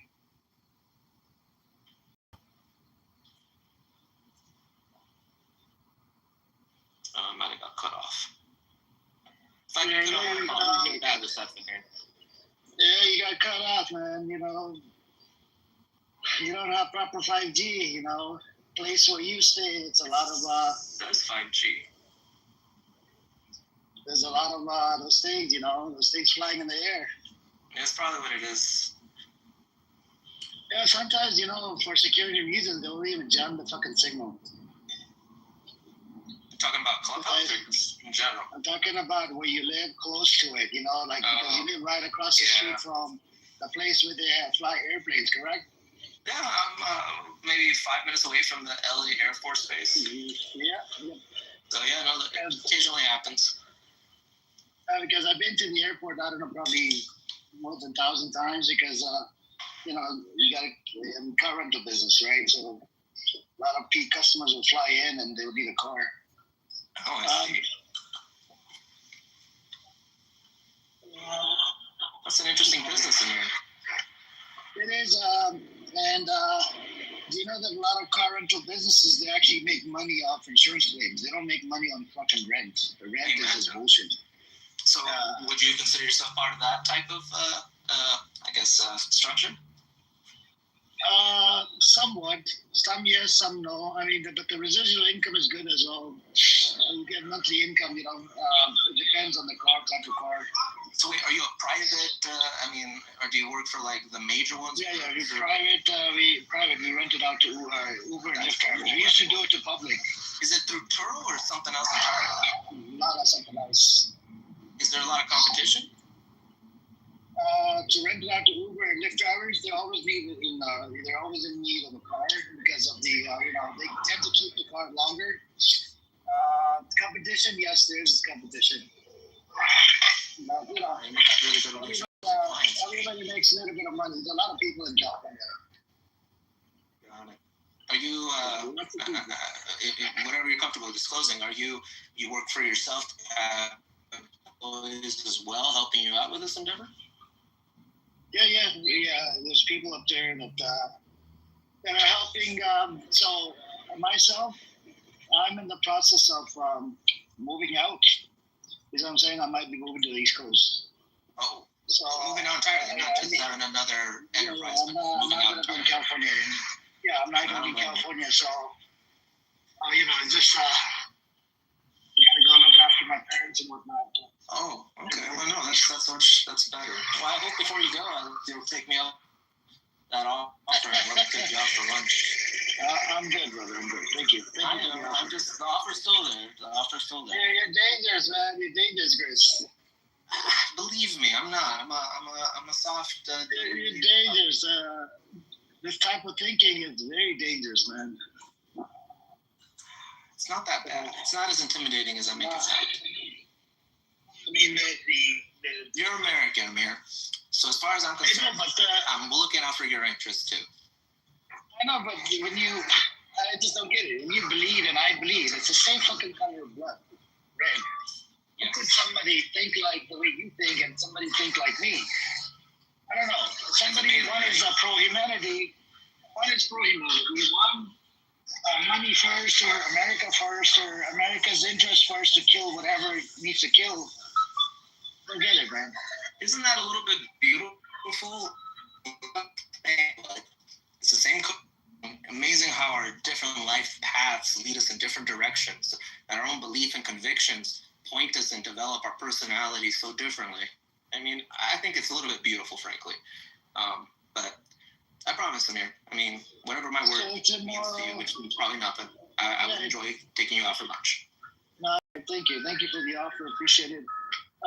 So tomorrow, America says you got to go to Palestine. I mean, we need to use your whatever weapon or whatever. You know, we need to do what we need to do in Palestine or Iran. You'd be like, here, you can have it. Yes. What do you call the? Mhm. So you'll be in the right, probably, right, Chris? If I believed it was in the interest of the U.S., yes. But for the most part, I don't really have that much of a say as I make it seem. Okay, during that interest, let's say it's in America's interest, but at the same time, America will be using your stuff to kill people. If it's for the interest of the U.S., I'd be honored. But what about innocent people that are gonna die? Necessary evil. It's a horrible thing, but it's necessary. But how could you say it in the same breath? It's evil, and then you're still going to be supplying the weapons. This is the part that evil. Sometimes we do things we don't want to do. I've done many things I know. I'm assuming in business, Amir, you've had to do some things that you don't want to do either. I did, but I didn't do this type of shit where you're at fault of killing. It's like you're responsible for it. Your shit is responsible for killing people. I sold cigarettes. Look, I sold cigarettes. I've sold cigarettes, but cigarettes is it's by choice, right? People come in, they want to smoke. Okay, it's up to you.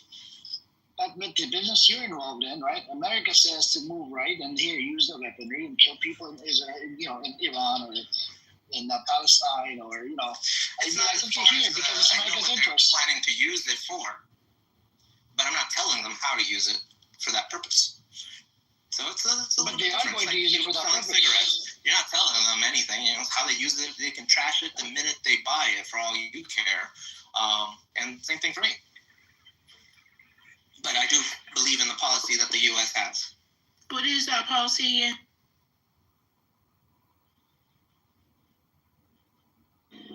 No, it's just Sister Santos. Chris has no emotion, man. You know what I'm saying? So, I have the capacity to love Amir. Believe me, I do. So if he wants to, let's say if America tomorrow says we're going to war, we're going to kill innocent people, whatever, right? He knows he's going to use this. America's going to use his, stuff to kill people. He knows it, like the back of his head. But, it'd be like, yeah, it's okay. I feel bad, but, I'm still going to give you the weapons. Wait, so he created a technology? Whatever he is, But what did you create, Grace? Like, I feel bad for the innocents that die as collateral or necessary. Grace, just say you don't give a fuck, because I hear you. I read through bullshit real quick. You don't give a fuck. Very good. Oh, hey, cheers. All right, gotta go. Nice talking to both of y'all. Take care. I'll be back in maybe a few hours. No problem. Yep. Anyways, Mr. Chico's here. Anybody, what's up, Omar and Ordinary? Everybody, assalamu alaikum. Welcome, Josh and Beatrix and whatnot. I got a couple updates. Sure, go. So there's a statement from Hamas about the negotiations. And then there's the flotilla news. Which one do you guys want to hear about first? Whatever. Just the ceasefire thing, sure, go on. Okay. Breaking. This is 30 minutes ago. Hamas in a press statement. Through intermediaries, we have received some proposals from the U.S. side aimed at reaching a ceasefire. On this occasion, Hamas welcomes any initiative. The movement confirms that it is ready to immediately sit down at the negotiating table to discuss the release of all captives in exchange for a clear declaration ending the war, full withdrawal from Gaza, and the formation of a committee to govern the Gaza Strip, with independent Palestinians assuming their duties immediately. They also mentioned that part of this deal is that Israel has to publicly act this agreement to, prevent any previous experiences of agreements being rejected or overturned. Most recently, the proposal presented by intermediaries to Hamas based on a U.S. suggestion. Yeah, but hey, what's up, Shane? But in the in the times of Israel, I'll give you one example. Let's see. Trump issues last warning to Hamas to accept Gaza deal. Group says it's ready to talk. U.S. President asserts Israel has agreed to offer. What the fuck is the offer? Is Israel offering the shit? This is Hamas's offer, right? Yeah. Israel ain't offering shit. No, I don't think Israel, because Israel's stated goals were to defeat Hamas. Hamas stated goals are an end to the war and a full withdrawal for a permanent ceasefire. They never said anything about giving up weapons or Hamas leaving or giving up to being arrested or anything like that. But Hamas does, if you read between the lines, they are saying they agree to a formation of a committee to govern the Gaza Strip, meaning they don't care about governing it anymore. Or that's not a prerequisite for them. So, is this Israel losing in a way? It's not winning for them. Yeah, but so Israel hasn't made any statement related to the deal, right? They didn't agree to it? No, not that I see. Yeah. Anyways, what's up with your shape? What's going on? You good? The only way a deal's going to happen is if both sides can spin that they won. This sounds close. Yep. Hey, what's up, Dior? Assalamualaikum. Welcome, Gotluck. Is it Gotluck? Gotluck? You guys want to come up and Ainen? That's probably John Kitover. I think we're going to have a break again just because of Bluebus. Anyways, every time you have a break, runs away.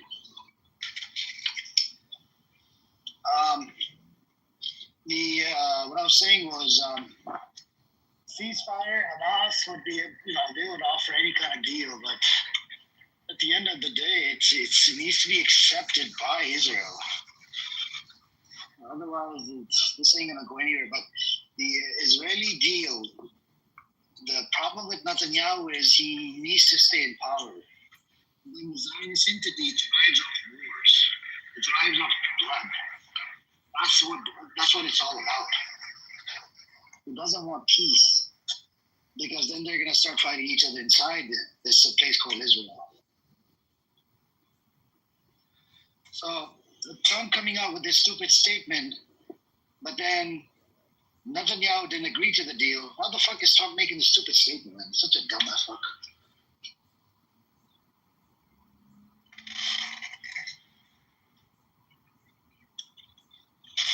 Well, to be fair, Trump just says whatever. Like, he literally just says whatever. But, Josh, did you say something else? There was something else that you were going to say? The flotilla has arrived in Tunis, my other hometown. Very proud of my people. I think they're picking up another 20 boats. And yeah, so I think it's over 60 boats at this point that will be heading towards Gaza. And I don't see how they're going to stop that unless they kill a bunch of innocent people. Or they just arrest them again, like they did last time. But it looks really bad whenever they do that. That was one boat, though, with 20 people on it. This is 40 to 50 boats. 60 maybe even. I'm not sure the exact count.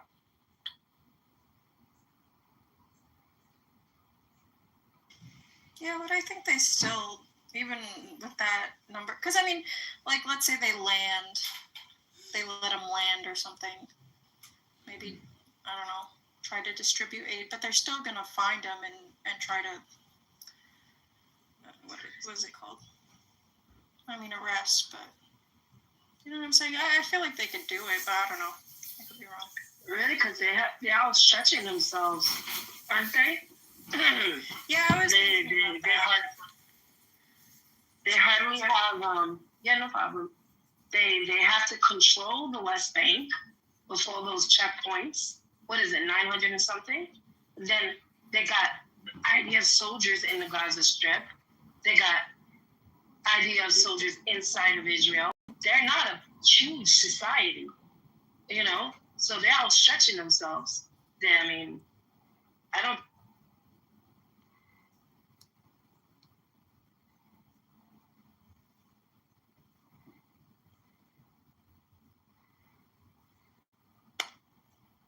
Yeah, but I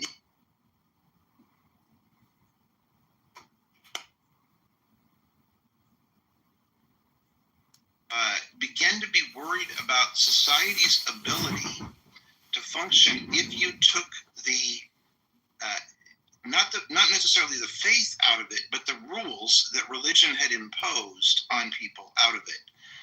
And I think that's kind of an interesting idea. As I was studying for this session a little bit, I've been reading kind of widely, a little too scattered, but it strikes me that as we have evolved, particularly in the last 20 years, 30 years, we do not have a common understanding of the world or a common understanding of what is real. And I think that's a real concern. And I think the to get to the topic of the room, I think the founders never imagined the internet. And if we do not get control somehow of how to utilize this technology for all of our benefits, I fear that the people who want to use it for evil will win.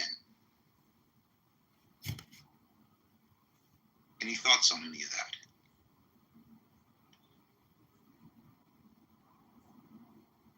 Wow, brain trust, the brain show. So Madison had this saying that he thought one of the strengths of America would be the speed at which information traveled, which in the 18th and 19th century was relatively slow until you got to the telegraph.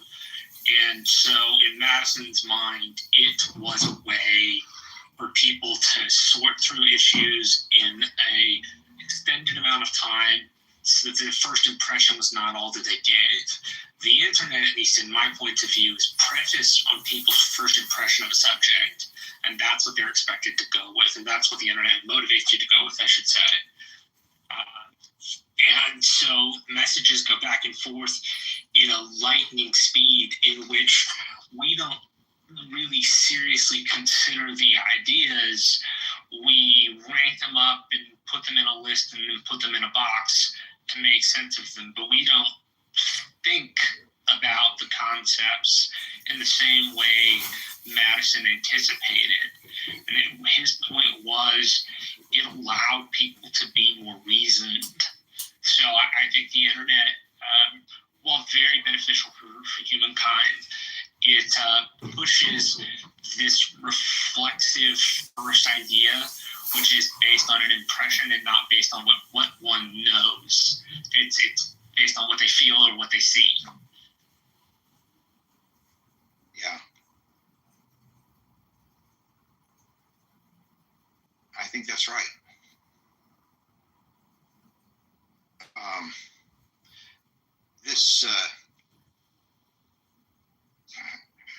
This UI is just really something. Yes, you have control of the chat, right?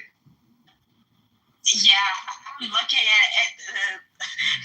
Necro said something funny. I have to say, he says that he's fine as long as we don't have Trump's face on Mount Rushmore.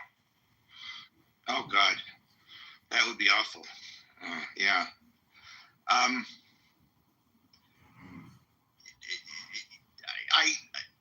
I really wonder if there is a chance that across the parties, across Democrat and Republican, conservative and liberal, we can come to some common ideas about how to update the Constitution and make it more relevant to today. And I think that would involve some thoughts on the Second Amendment and the First Amendment. And I think it would involve some thoughts on our political process. Any thoughts about that?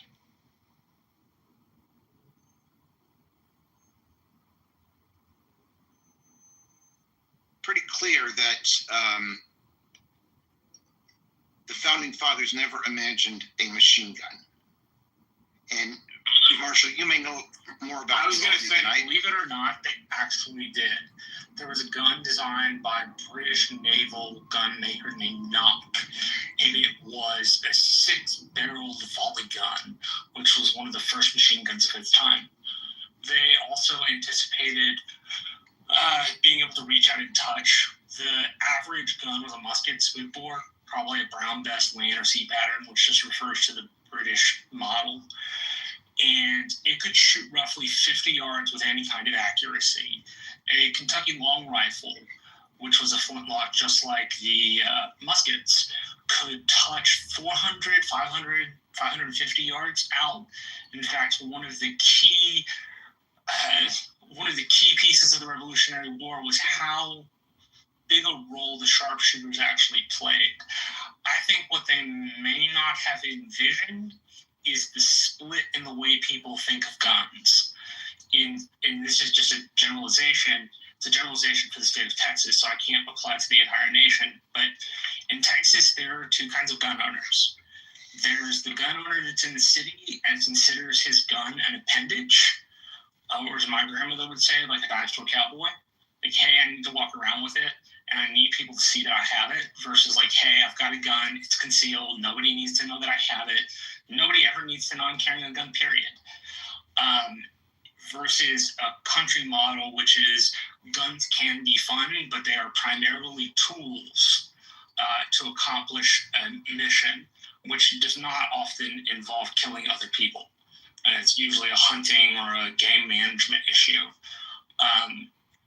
But I do agree with you that the founders probably would have put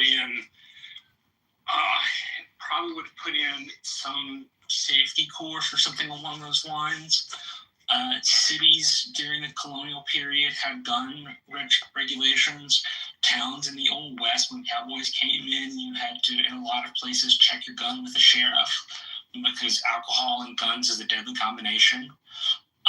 So there is as much room in the American tradition for regulation as there is for holding, any kind of firearm up to what the National Firearm Act prohibits. So they seem to work in tandem. One of the most interesting pieces, for example, about the Second Amendment was that it ended up getting ratified for two main purposes. One was because the cities in the northern part of the country had been occupied by British forces and they didn't have the ability to resist. In the South, at least 2/3 of the planters were impressed by a rebellion in Haiti, a slave rebellion in Haiti, in which they got guns and hung the masters by their toes. So some of the argument refers to this, hey, we need to be able to defend ourselves against our slaves. And then about 1/3 were like, no, you need guns for frontier reasons. Which, the 1/3 basically involved the people that lived on the edge of the colonies, essentially. That's all the way to say that it's not clean cut. So, for example, take a militia.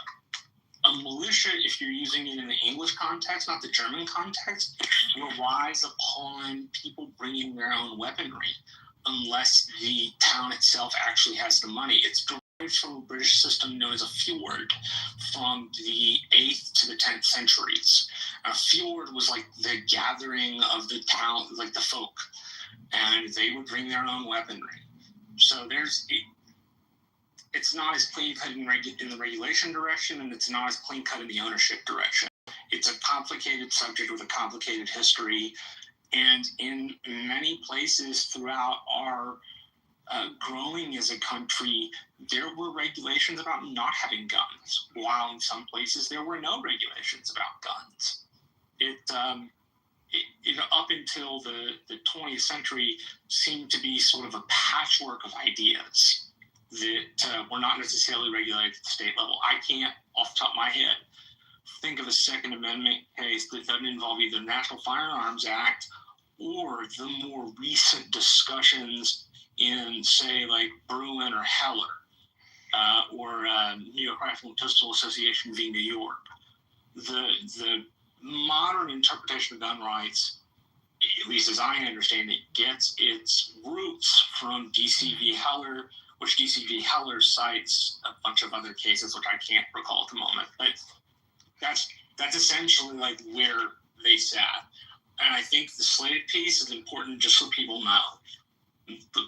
We do a poor job in our country of telling the entire story. We do a terrible job of telling the entire story, and I think, unfortunately, it's hard to interest people in learning the entire story. As I read about this in the modern context, it's scary to me. It's absolutely I can only read about it for so long before I have to tune out, because so many of the things that I knew in my youth are no longer really true. Whether we're talking about guns, whether we're talking about vaccines, whether we're talking about trade, all of these ideas that were in the Constitution were based on a world where travel was not so simple, so fast, so incredibly easy. And I really think we need to, when we talk about originalist versus a living document, we need to come to an agreement among the consent of the governed about updating how we're going to deal with the fast changing environment. And, we had these sessions a couple of months ago about democracy versus republic, which were very stimulating to me, because I had always thought of it more in a national sense and hadn't really considered the local sense. But when you think about a lot of the problems we have right now, whether it's vaccine mandates or whether it's Trump bringing National Guard, it's conflating the boundaries between a local municipality and a national government. Any thoughts on that? I have one. This is Jim. Go ahead, Jim. I didn't, I actually learned about Posse Comitatus from a movie. And, I never really understood it well, and still to this day, obviously don't, because I don't understand how so easily they're bringing military into our cities. And then I point out in another room, and they keep saying, the blue cities, and it is, because like Orlando, Florida, somebody did some research for me and looked it up the other day while we were in a room, that Orlando's higher crime rate is higher than New York's, Chicago's, LA's, whatever, but it's in Florida. And they're not going anywhere near Orlando with National Guard. But, the other thing I want to point out real quick while I'm thinking is, guns, for instance, and things like that. I take the train a lot and I take the bus a lot. And, plane regulation is so strict. But, right now, unless you are a driver or an engineer, you can get on a train or a bus pretty much with anything you want. They occasionally, when there's something happens for a little while, they have some inspection, but basically for the last 3 or 4 years, there's been times where I've been on trains and buses where I felt anxious because and they actually tout in their advertisement, you just walk on, that there's no one checks anything. So it's kind of interesting. Anyway, that's really fascinating. I hadn't thought about that, but the difference between obviously the risk in a plane where we have all of these inspections and the risk of getting on a bus or a train. And I got in Portland about 4 months ago. I got on the subway system, and these two people almost got in a fight right in the car where I was. And they did have a security person on board, but that is such a fascinating point. And you hate to think that we're going to have to put that kind of security into all travel, but that is a really interesting point, Jim. Although go ahead. Yeah, I mean, that's interesting that you said Orlando. If anything, I would think that would actually be another opportunity because Orlando is like deep blue. It's where Ron DeSantis had his war with Disney. So, I mean, that's surprising that Trump would not take that opportunity to try and go and, try to have ICE go and do mass raids down in Orlando if he could. So, I mean, I would like to, it's interesting. What people don't realize, though, about Orlando and Disney, I worked for Disney for 4.5 years. Disney is kind of its own little world of 43,000 square acres. Now, Universal is in the middle of Scary Town. I'll just call it that. Even when I was a kid, International Drive, all that, you didn't go down there after dark. And I helped a friend transition into a nursing home and was there for a year and a half a couple of years ago. And I mean, you go into a convenience store and there's actual tables and chairs out there with dealers and pimps and everything out there. Hey, I got what you want, or you want to make a deal. There's people with firearms, I'm told, because I'm blind, but, firearms, right there. And there's lots of gold, lots of cash around. And it's just all over that probably 3 or 4 mile square area, kind of around SeaWorld, Universal, that whole area outside those parks. But Disney is another 10, 15 miles away, kind of still in the middle of nowhere. It's still up to a little bit around there toward Kissimmee, which is the next community south. But Orlando proper, you want to be careful traveling around much of Orlando proper. My partner and I went by my elementary school 10 years ago, and he said, "You went to school here?" He said, "Jim, this place is scary." And I said, "Well, it used to be the historic district." And I lived in Winter Park and was bussed in, which, doesn't mean that's historic too. But it's Orlando, though, if any place is calling out for some help, if you follow, like I follow WESH, the Oakland City affiliate, and I hear about murders and shootings and robberies like all the time. I have to turn off notifications because there's so many. I'll shut up now. Christina, I've invited you specifically because I'm a little concerned that we are getting a little heavily male. And one of the things that's clear is that when the original Constitution was written, it didn't include women. It sure does now. And I want to know what you think. This is potentially controversial, but I think that it was a great system when it was originally designed for the purposes it was designed for, but 250 or however many years later it is, we have so much that's changed of science, of technology, including AI, all of these different things, how we've previously done things. We can't operate that way anymore. And I almost think that we need a more fluid, constantly evolving form of governing, but this is antithetical to the way that we've previously done things.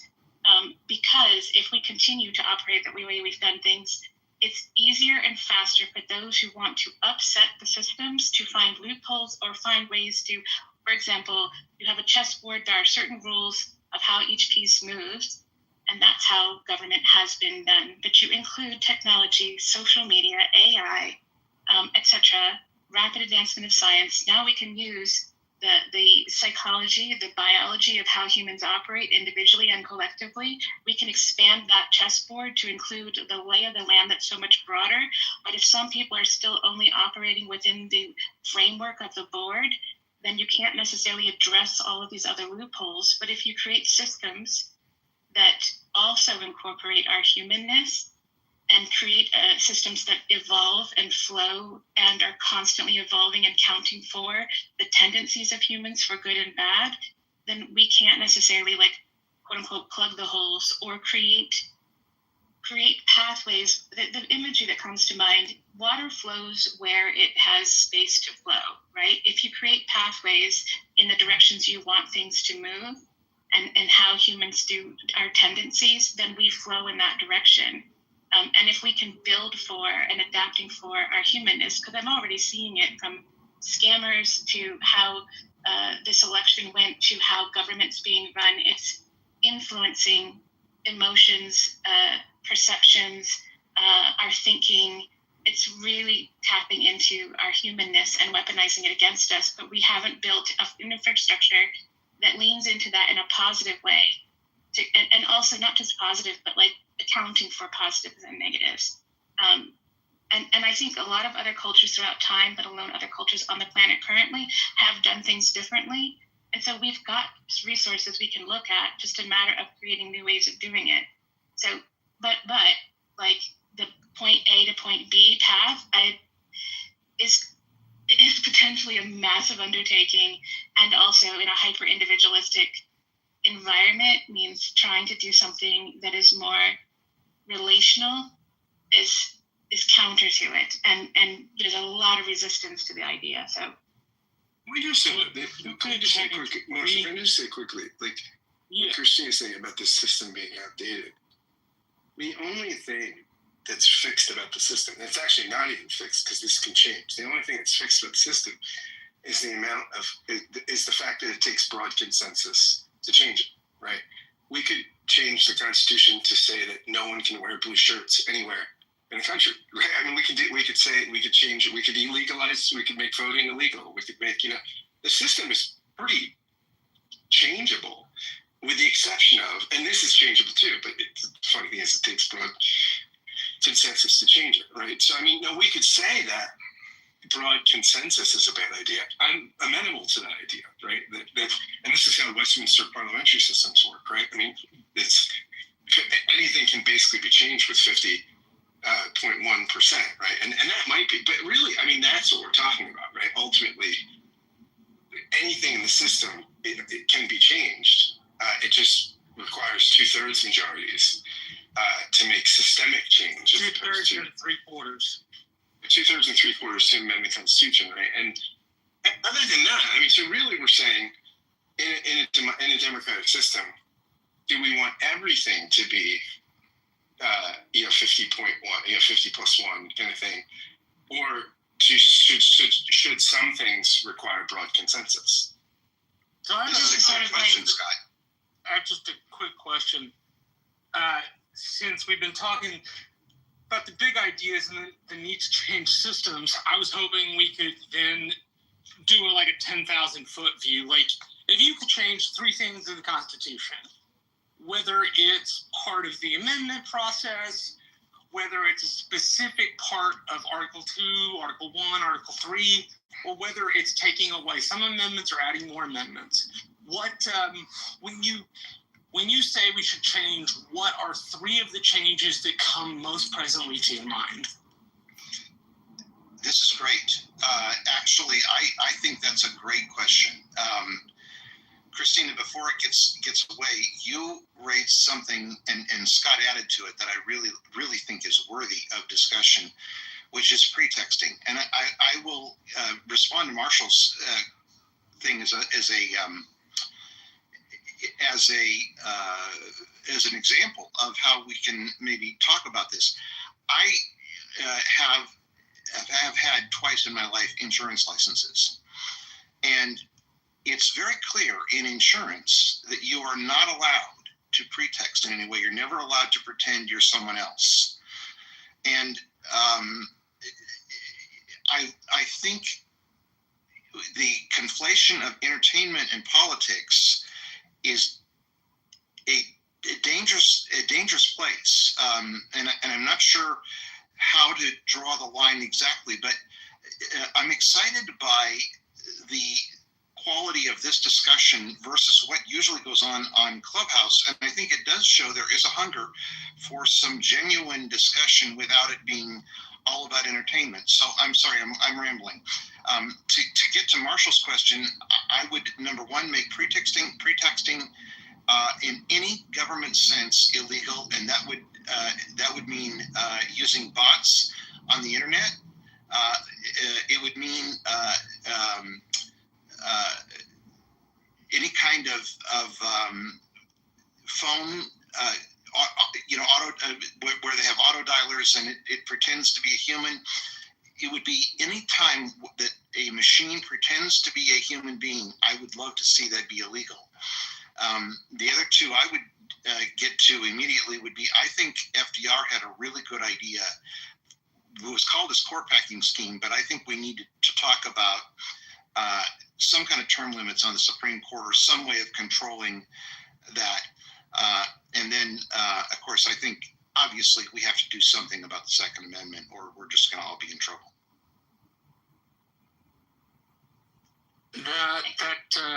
Christina, what do you think? The question was directed at the stage, but I'm very curious of your particular view. I'm still back a few comments, and so I wanted to perhaps clarify or elaborate. Yes, please, before you get to mine, please clarify. So I hear your point, Scott, about how we just need to have the certain percentage or fraction to make the change. But what I'm trying to highlight is that that's within the framework of the chessboard. But if we look at the legal ways that humans can be influenced outside of that, we know from the Social Dilemma documentary, we know from various books, from various former employees who work at Meta, for example, we know at different studies in Scotland and Australia, looking at all social platforms and algorithms and how they've been pointed, they pay attention to how long we pause on things, what we click on, what we like, what we follow, what our city or location is, what our gender is. They pay attention to all of this and begin to use it against us. And we think, because they tell us, that we have choice.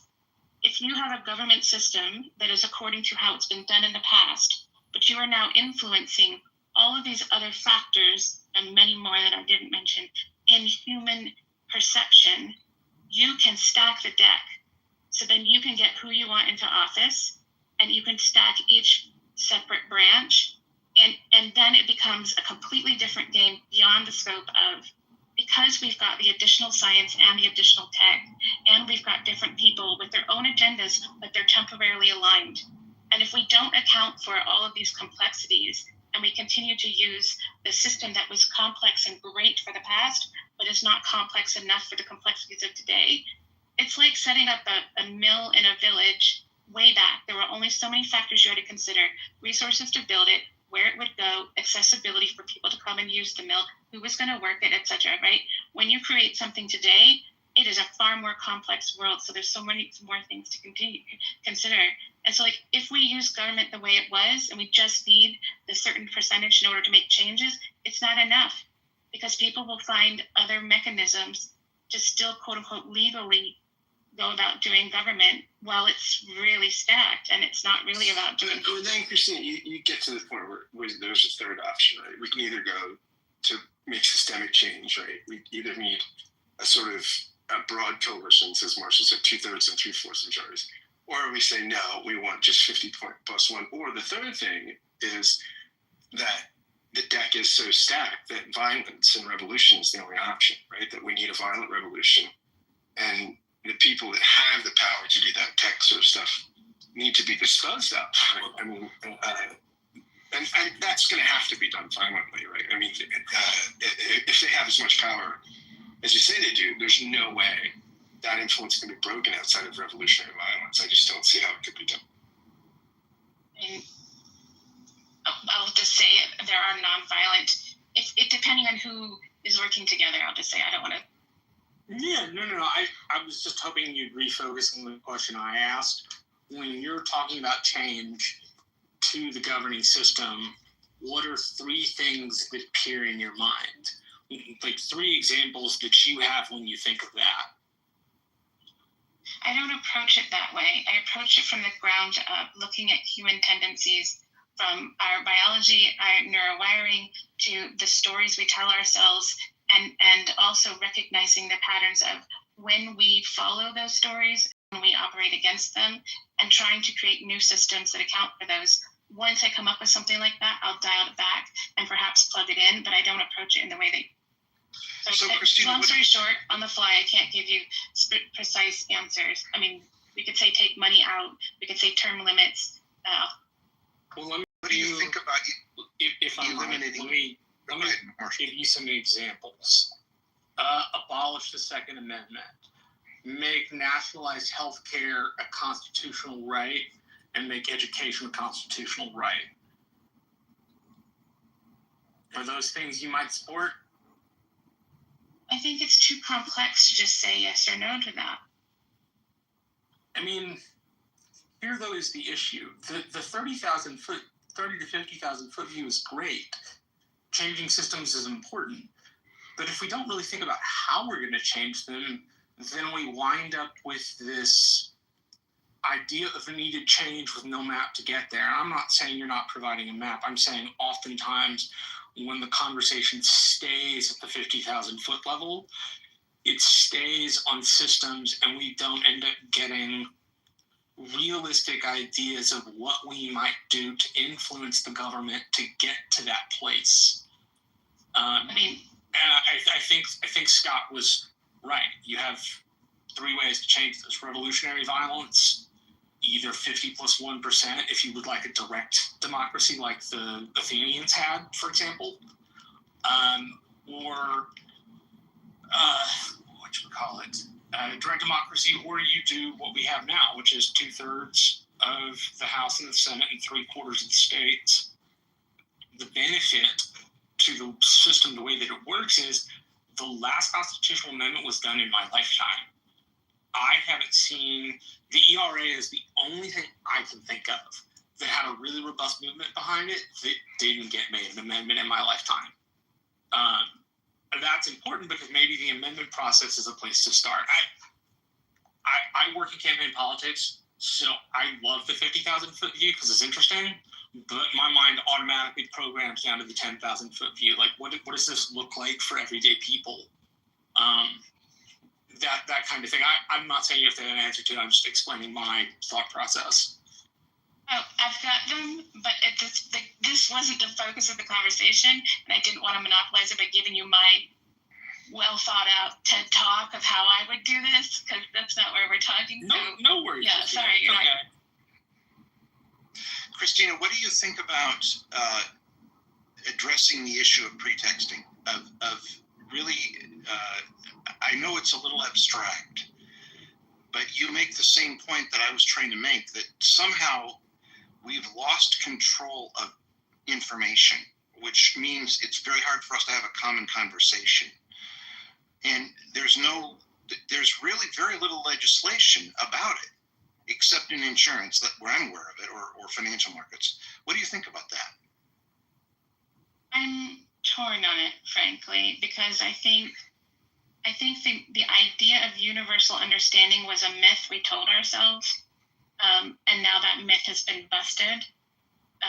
The more we have conversations with people of different perspectives, whether locally or globally, I can also understand the need for having some cohesion of language, idea, culture, etc. But at the same time, the idea of codifying it, whatever, making it like legitimate in some way feels really dangerous. And so, like, I don't know what the answer is to that, but I think it would be an interesting thought. Interesting.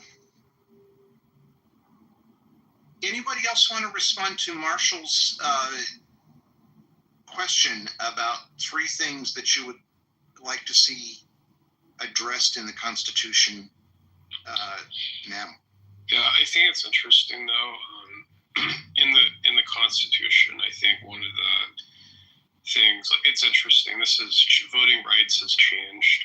Like, it's in the early days of the country, you had, like, where it was just the delegates who voted, and a lot of them, the voting was restricted in many states to only people who had property, and that expanded eventually to it's one of the reasons the Democratic Party became, in its early days, became very prominent, was because of expansion of voting rights for the white man, particularly.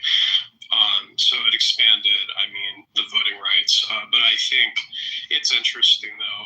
You've had the recent thing with Trump, suing California for doing what Texas did with redrawing the district map. So granted, people will say, it's like California has their own laws. I don't know. To me, it's like, yeah, if you want to argue it's illegal. My thing is, I think Gavin Newsom at least gave people, the choice by putting it into a ballot measure, but that's aside from the point. I think that this issue right now, where it's essentially, to me, it seems like this, sort of gerrymandering is, clearly a power grab.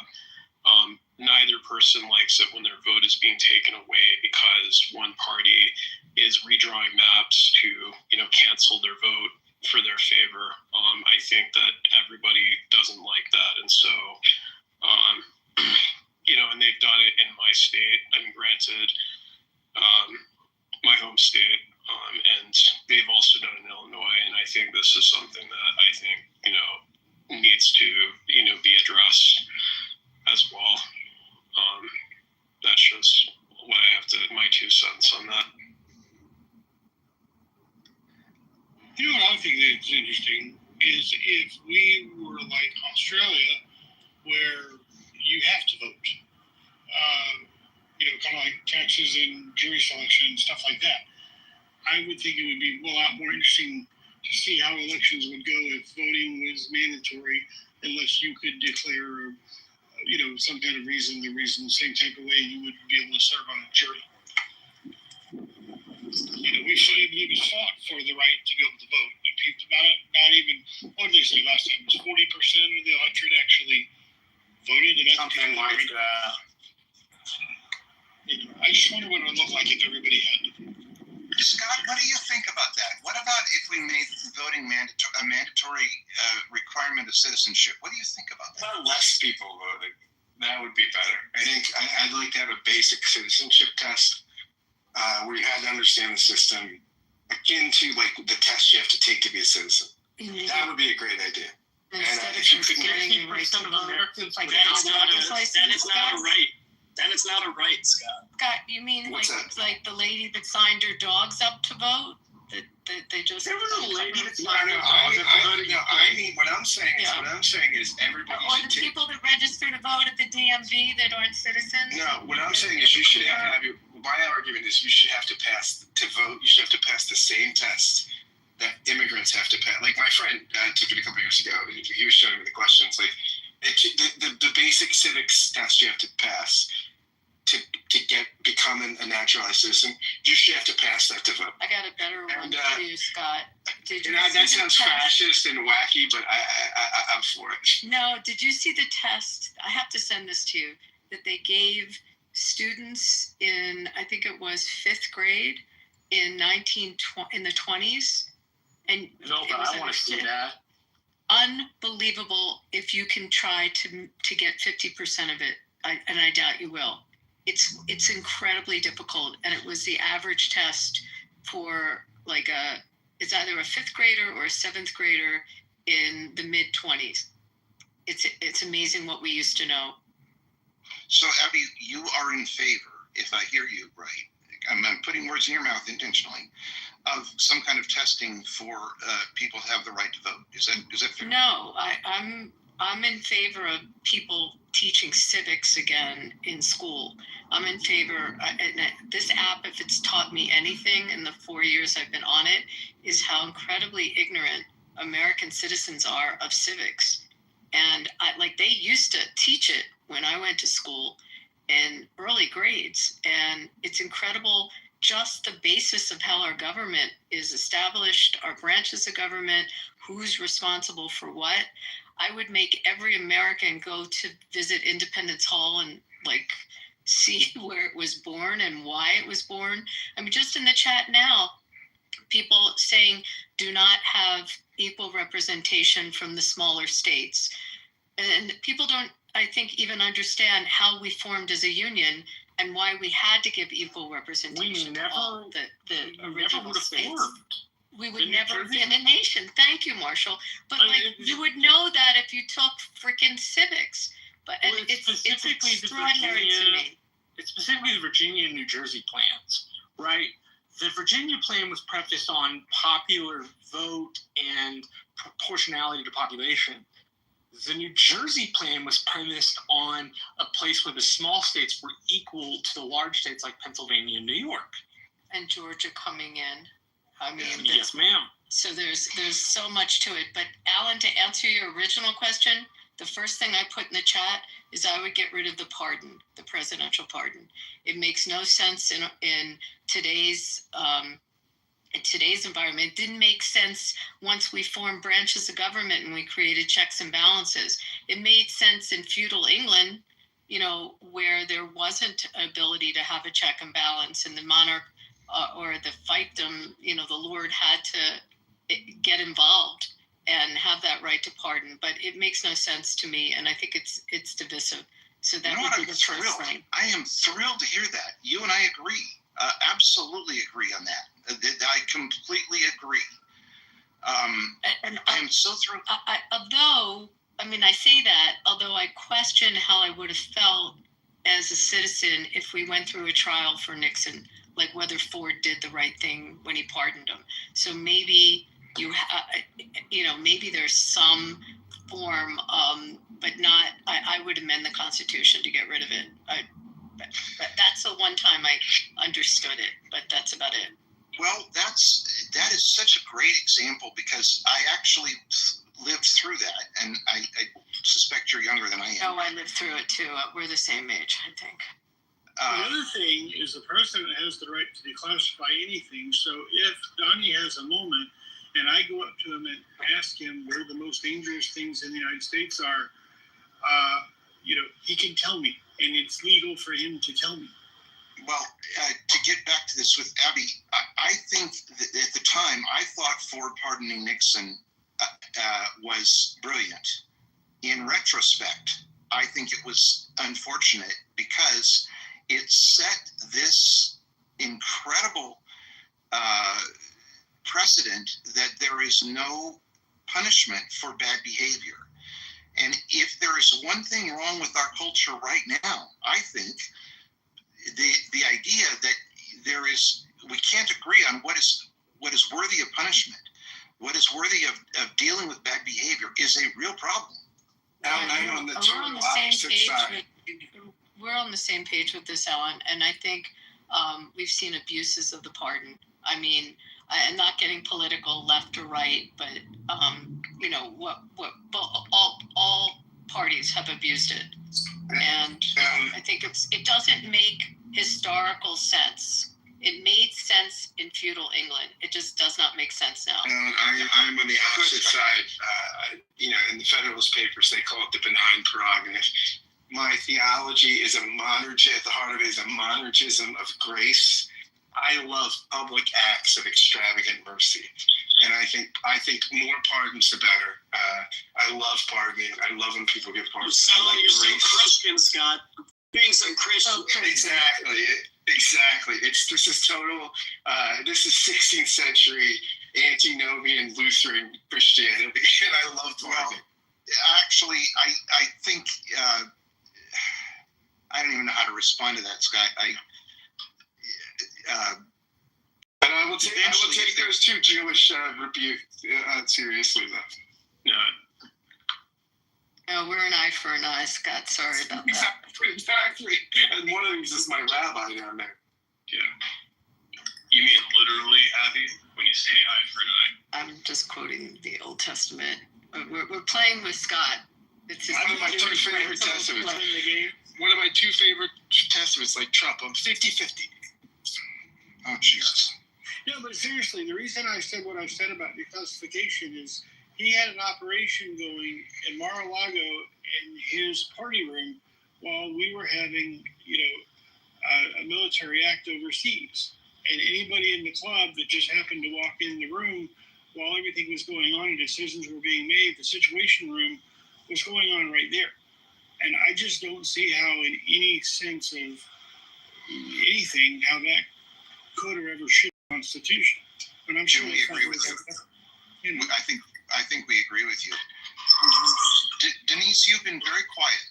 I would love to know what you think. Yeah, I think that to make any changes, I think everything has to be on the table, and that's very uncomfortable for the average American, because we tend to romanticize the origin story, ignoring the fact that so many of our laws, our policies, our structures were predicated and built upon slavery. They were built with immoral baseline intentions.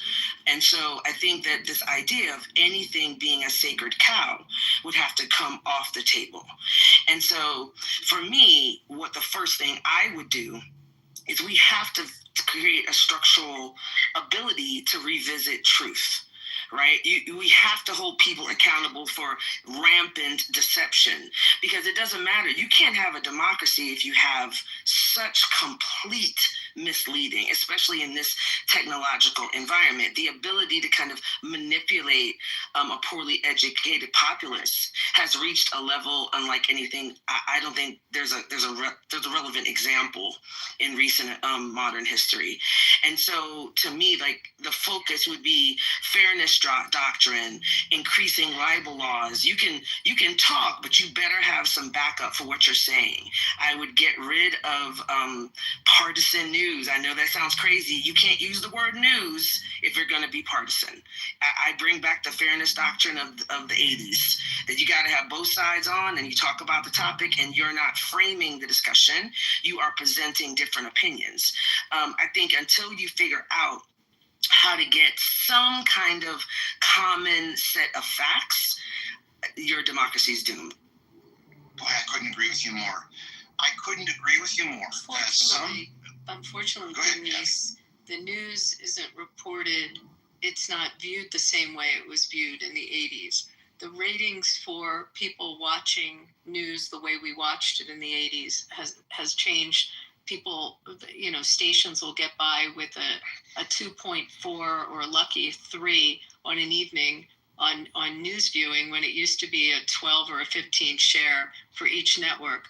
So in order to accomplish what you're saying, and I agree with you, I used to like to hear when they had the opinion piece at the end of the nightly news, and they said, this is our opinion, and they don't do that anymore. But you have such a change in how the media is generally and how people receive news that I don't know how you harness that. If you had 3 networks like we had originally, you could, or, even with the 2 big cables when they came in, but I don't see how you harness that now. I mean, I think you do it the way they did it. Yeah, like, I think if you make, for example, take Candace Owens being sued by the Macrons for saying, that she's a trans, like, you cannot say things that are not true. I mean, and that sounds kind of crazy, but that's how we did it for a really long time. The chicken, which came first, the chicken or the egg, was relaxing these understandings of what your ability to say Sandy Hook was staged. Like, these are recent phenomenon, and we're talking. If Marshall's question was pie in the sky. If you could wave a magic wand, if you could change things, what would you change? Would it happen overnight? No, but you cannot move forward. You cannot solve any problem if you do not have the capacity to get to at least a basic shared understanding of the right information. Then you can disagree about, red, white, up, down, purple, orange, right? But we can't even get there because we are so mired in disinformation. And, a good example of this that is not political is think about how large language models work, right? So you have you go to ChatGPT and you say, what fund should I invest my Fidelity account in? What's the best, most profitable, safest deal?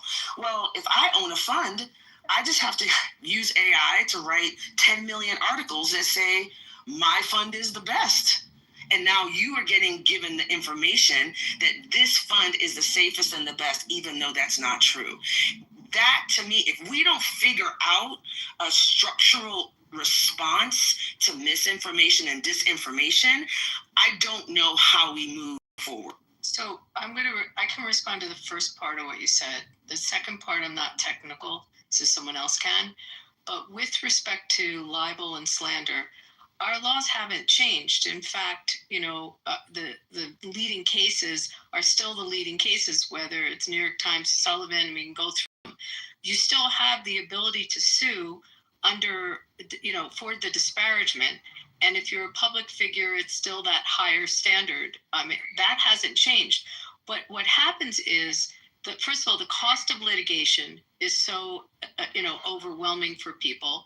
And also, you often don't see the same amount of litigation because the person that's harmed puts their whole person on trial. So everything about you, every email you ever wrote, everything about your life as the victim of the statement is now on trial. And you often see people will shy away from that type of litigation, A, because it's so costly now, and B, because of just what you go through to litigate it. But I don't think that unless I'm wrong, I don't think that any of those big landmark cases have been overturned. There's still our law. But to the second part of what you said, someone else could probably have more info on that.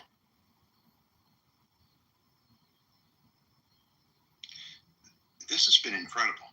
I think next week we should talk about remedies for mis and disinformation. Can I just say one thing real quick? Because several people brought up the systemic issue. Mm-hmm. I mean, this went back to the 18th century. I mean, Jefferson's solution to this problem that everybody's been pointing out, that there's too much corruption, there's too much systemic, inertia, was to blow the thing up every 20 years, every generation. He thought no generation should govern the next. About every 21 years, he had a kind of odd view on what a generation was, and many of his founding father peers were face lots. But for him, it was just reset the whole thing, hard reset every about 20-some years. Now, I mean, that's pretty disruptive, but it solves the problem, right? Of things just becoming so intractable, right? That basically, that he just thought laws and systems shouldn't be that binding because they're too short-sighted and exactly what some folks have said. That again, it's a pretty radical solution, but this is Jefferson. For the 18th century, could be radical. Can I add one? Well, and theologically, Scott, you have the Jubilee, the 7-year and the Jubilee idea of resetting debts. And this is from Abby's favorite testament. Yeah, I mean, this is got some basis in theology. Not to say that should be the end all, beat all, but it does. But how does anybody make a plan? If you think about Social Security, if you said every 20 years we're going to blow it up, well, that couldn't work, right? This was when people, when Madison, Jefferson, it was. I mean, the 18th century founders thought this was radical. I mean, but Jefferson saw some of these problems, right, around systemic, kind of inertia, and so I mean that's. But this is the exact problem that why we didn't go this way. But Jefferson saw the problem. Can I add one small one? Go ahead. Yeah. No more polls. No more polls. Oh, tell me more about that.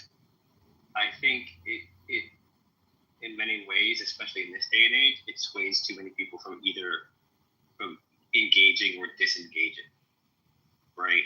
So I think, I'm not going to say it's going to change the landscape completely, but I think it does kind of say, oh, that person's ahead by blah, blah, blah. So I'm not even going to go there because... But Arthur, I want to restate what I think you said, because I actually misunderstand you. You could mean no more public opinion polls. Yes. Or you could mean... That's what you're talking about specifically. Yeah. That's a good idea. Yeah. So you're not opposed to democracy. You're not opposed to real voting, but public opinion polls being problematic. I think that's a good point. Yeah. I didn't mean like polling, polling places. I meant polling, public opinion. Right. Mm-hmm. Well, that's an interesting point. Other than Sky, is anyone? How about this, Arthur? No polls can be released until 2 weeks after any school shooting.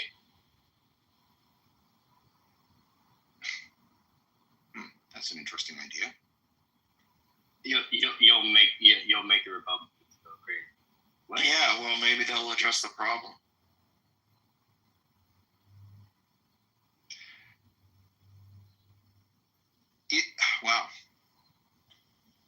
Marshall, I really am eager to I'm eager to make sure that we give you as much of an answer to your question as possible, because I love that you raised it. I think we have one that we agree on, except for Scott, which is that we do away with the pardon. Is there anyone other than Scott who disagrees with that? Great. There's one answer, Marshall. I didn't hear the very last part of that. You'll have to repeat. There's one answer we have, which is only Scott, of all the people who are here, believes that it would be wrong to do away with the pardon power. All of us, I think, agree that doing away with the pardon power would be a good thing. And I completely understand Scott's view. Marshall's a Presbyterian. He believes in complete sovereign grace. He's going to be with me, Alan. He's a dour Calvinist. I am a Calvinist, that is true. And, like, I understand the extravagant displays of mercy. There's a show I like. It's called The Last Kingdom. It's written... It's a TV show based off some books by a dude named Oh my God, I love that show. So, Uhtred, when he is, the character's name is Uhtred, when he's about to be put to death, and, maybe put to death, whatchamacallit? Oh, shoot.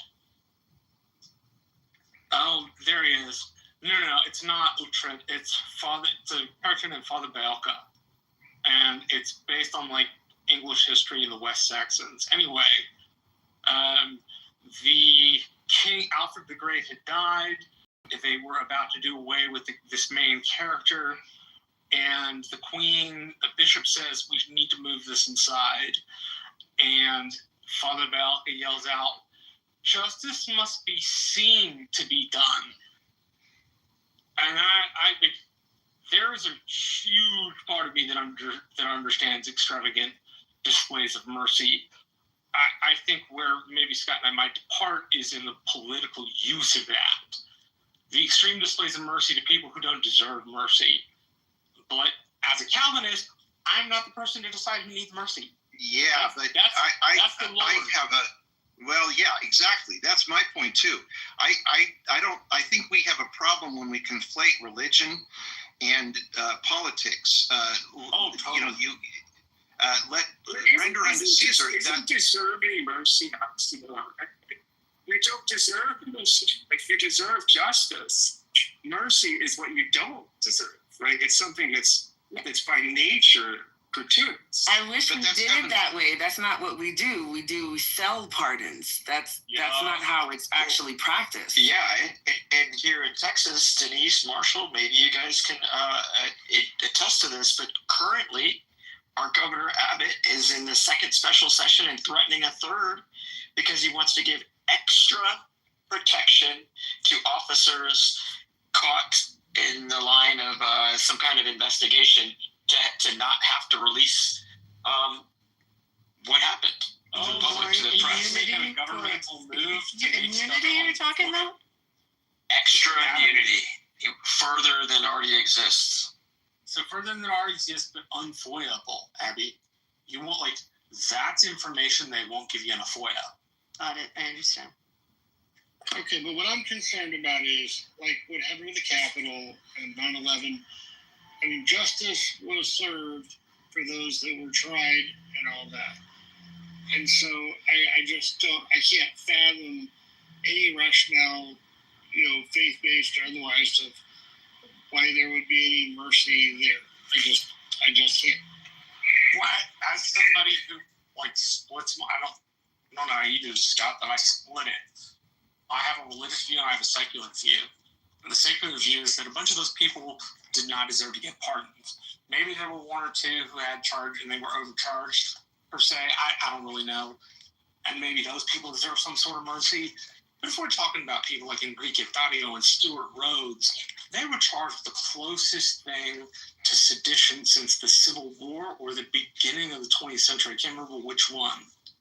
And Trump pardoned them. So I'm very much on I am for extravagant displays of mercy, but I understand why the pardon power has to go. If you go back to the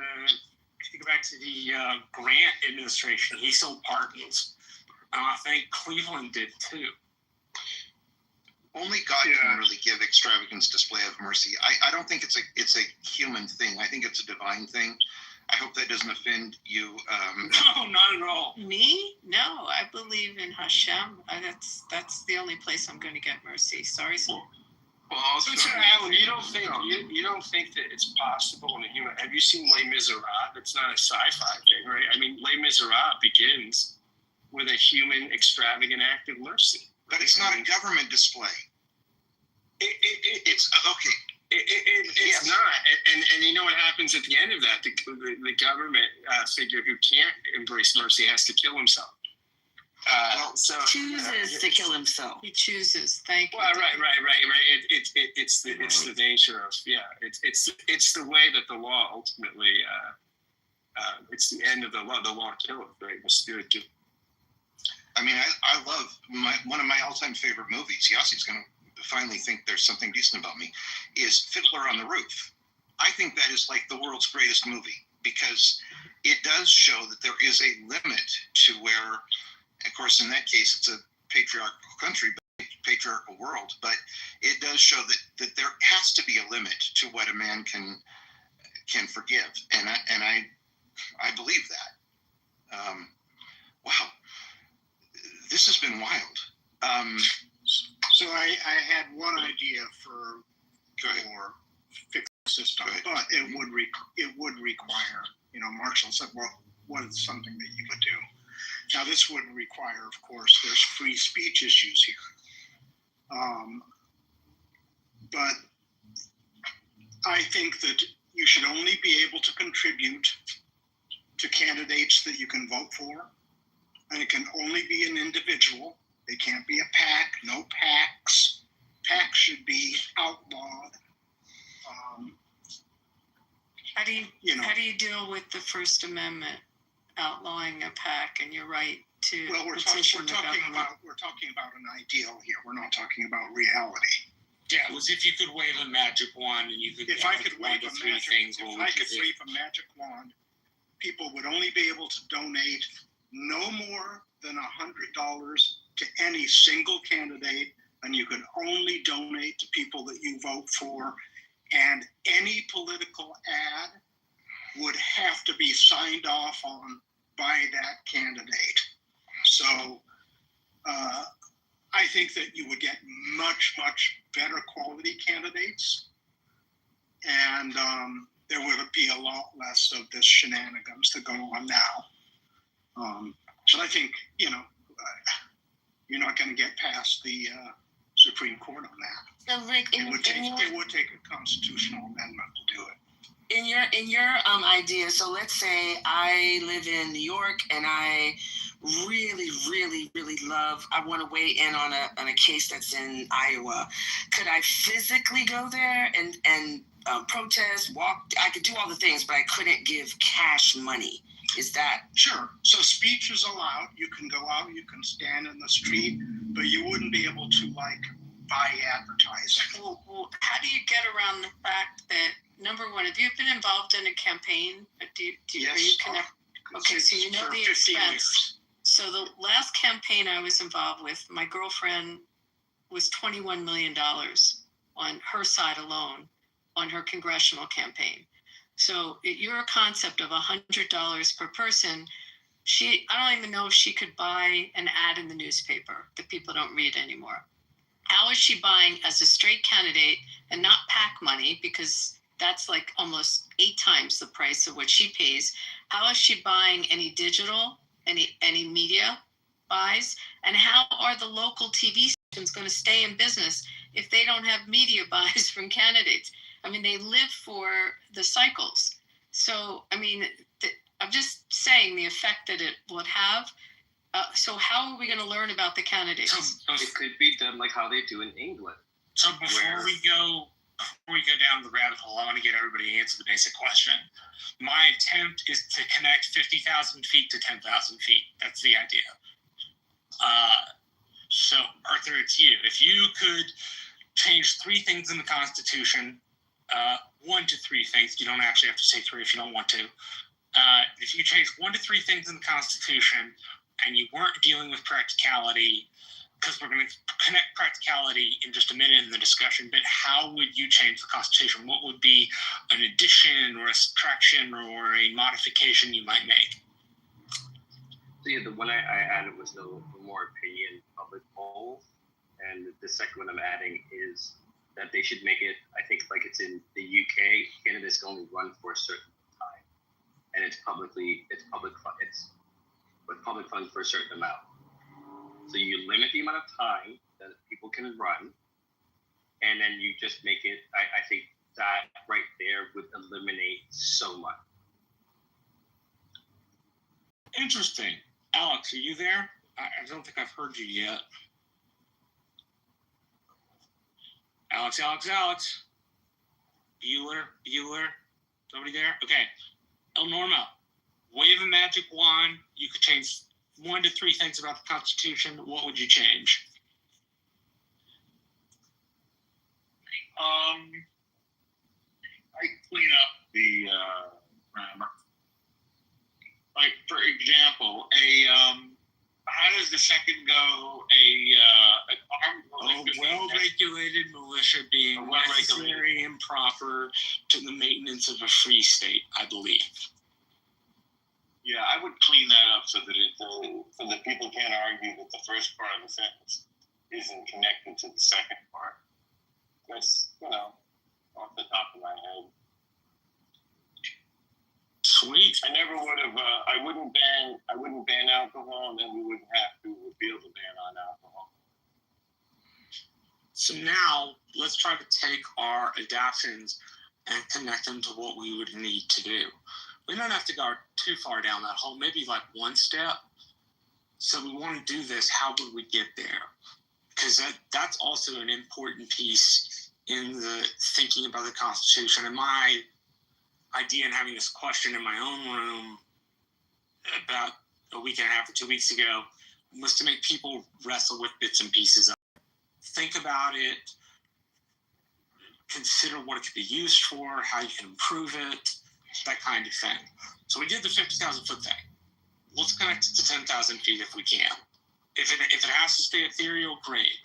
But I get told all the time I'm too ethereal and I have to take it down to 10,000 feet. So anybody that wants to go, please, how would we accomplish your goals after you wave the magic wand?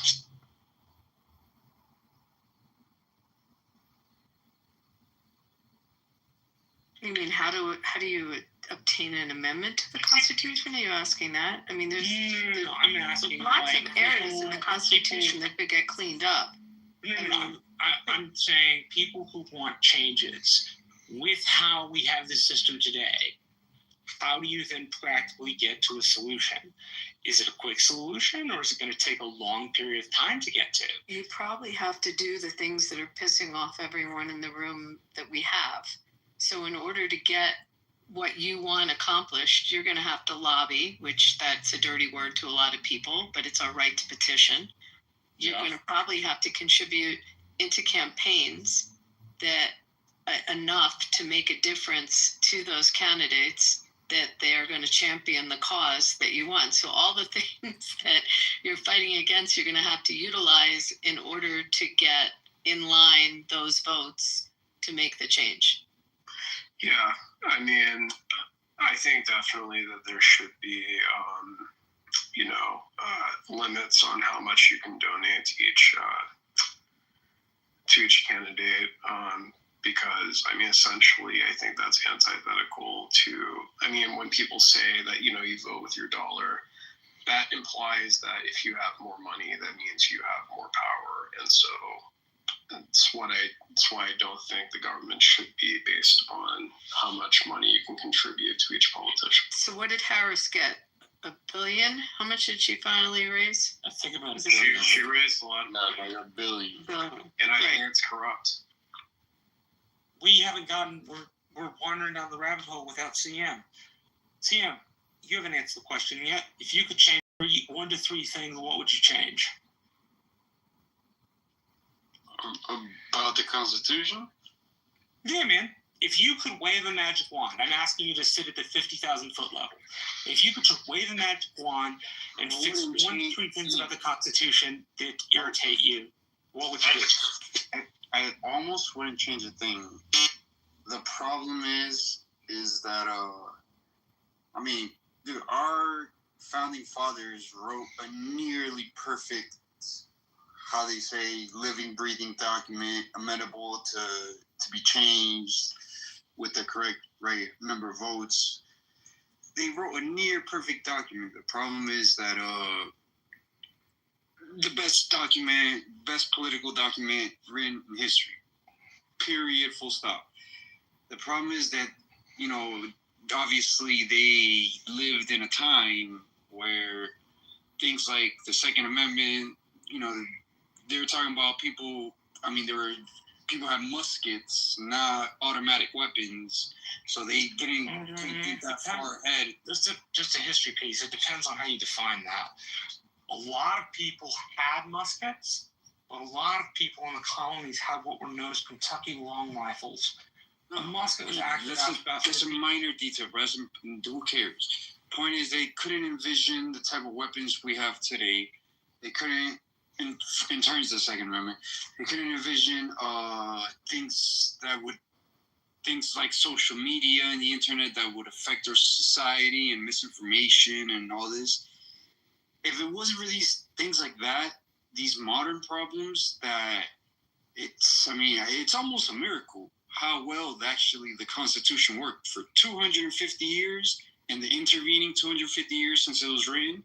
We became the wealthiest, freest, most prosperous, innovative nation on the face of the planet in all of human history in 250 years, based on that document. It worked miracles for a really long time. But yeah, the wheels are starting to come off, because the world has just changed way too much that no matter how wise Jefferson and Madison and all these guys were, who are like my heroes, there's some of my not scientists. They're the other one, my other heroes that are not scientists. Except for they could only see so far into the future. You know, obviously they can never imagine anything like the internet or social media or anything. And so it worked. Like I said, it worked wonders forever. But for a really long time, made us the greatest nation on the planet. But it's but I'm gonna direct you just a little. It was gonna run out. I just want to say one thing in response to that. When we say this, when we say what they didn't see and saw, if it's outdated, which it very well may be. I mean, the whole thing could be outdated. Every sentence, right? No. But it's interesting that really they thought the whole thing could be outdated. They didn't make anything sacred. Every single sentence in the Constitution, every single sentence could be deleted. The one thing that we're arguing about, I think, what it gets down to, is broad consensus to change it, right or not, right? Are these 2/3 and 3/4 requirements? I mean, we can make a change that no one can wear blue. We can make a change that says no one can make over $100,000 a year, and that anything over that should be redistributed to poor people. Any of that could be constitutional. Anything. The question is the broad consensus required to make these changes. That's really what we're arguing about. I mean, at the essence of that is did the idea in the 18th century that changes, just structural changes to the Constitution, not legislation, like we can make all sorts of laws, but structural changes to the actual founding document, right? Should that require broad consensus, right? We could pass a law that says no one is allowed to wear a blue shirt. The question is, people would probably say that's an extension of free speech, right? Then we'd be a constitutional thing. Then to change that requires broad consensus. So that's what really we're arguing. When we say are the founders right or not, were the founders right about requiring broad consensus to make systemic change or not? And if we can answer that one, we get at the root of the answer is obviously yes. I don't even know what question you're asking. Well, he's asking a question. I mean, in the sense of, It can't obviously. Hey, Sam, could you just hold on a second? We have our main mod, Alan, speaking. If you could just wait till he's done, I'd appreciate it. Alan, please go ahead. Scott is asking a question about mechanics, and I think he's making a damn good point. If we look at when the Constitution was founded, the ruling class was the wealthy. It was white men. We now have blacks, we have women, and we have an effort to broaden the electorate. So I think that Scott raises the right question. How do we even measure and find a broad consensus? And I don't know the answer. I think we're severely handicapped by gerrymandering and dark money, right? You should have to come to our district and make your case to be selected. I don't think that the elected officials should pick their voters. Make your case, present your ideas, and you cannot do that if, like we just had in Texas mid-census, you just kind of move the goalpost and make the wiggliest archipelago whenever you get ready. And I don't care which side does it. It contradicts the foundational belief that every person has a vote, right? That is literally what we are struggling with right now. We do not have a representative democracy right now, in my opinion. Yeah, Denise, do we even does everyone on the stage believe that everyone should have a vote? Do we all hold that in common? I thank everybody. I think everybody who's we already covered it. We don't have consistent beliefs. Right, but then somebody said there should be a poll. People have already a myriad of answers to that. What did you want? The answer was no. Should we? Then you're taking away the elections clause, and you're taking away from.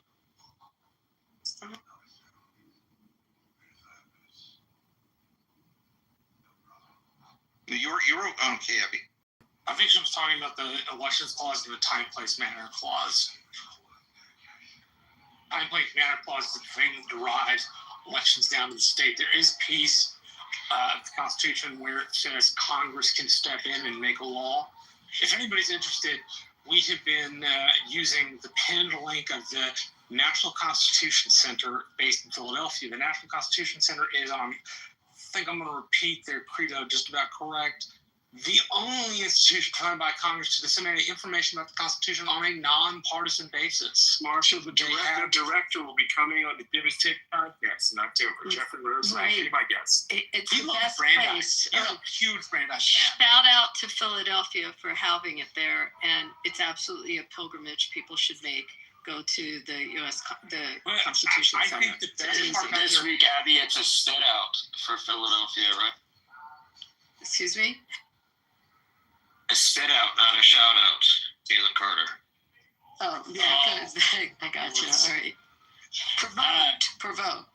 So the point I was making was the National Constitution Center's teaching resources are great because they give the median view, they give the left center view, and they give the right of center view. They have had in 2 separate years, Neil Gorsuch first be their honorary chair, and then the next year it was Chris Coons of Connecticut. And for those who don't know Chris Coons, he's served in Congress, I think, for at least 3 terms, or in the Senate for at least 3 terms. And he is a lover of the U.S. Constitution and the need for updating. He is, from what I can tell, somebody who genuinely believes that the document we use to govern ourselves is important. Never met the dude, but that's just an assumption.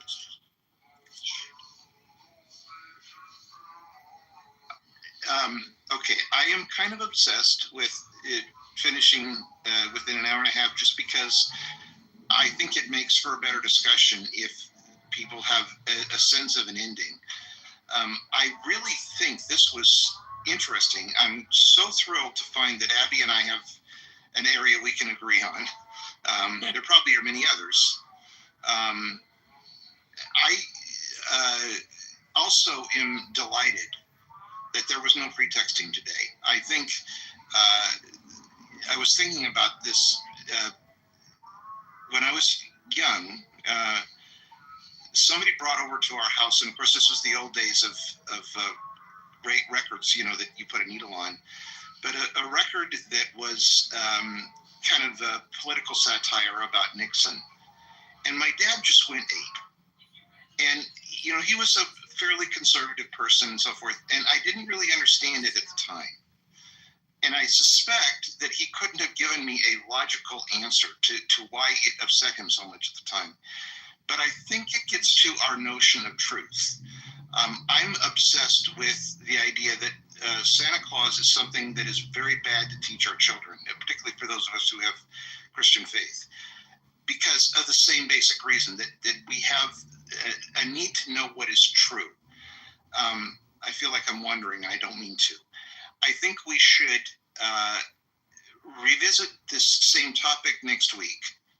I think next week we should all come to the room with an answer to Marshall's question. If you could change 3 things about the Constitution, what would you change? I think that would be a very useful thing.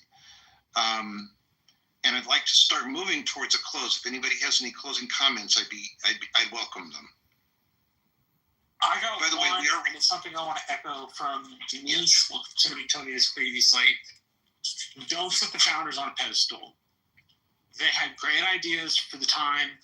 They wrote great things that are still applicable today, but putting them on a pedestal, I think, does not allow. Putting them on a pedestal represents an element of sacrosanctness that they may not necessarily always deserve.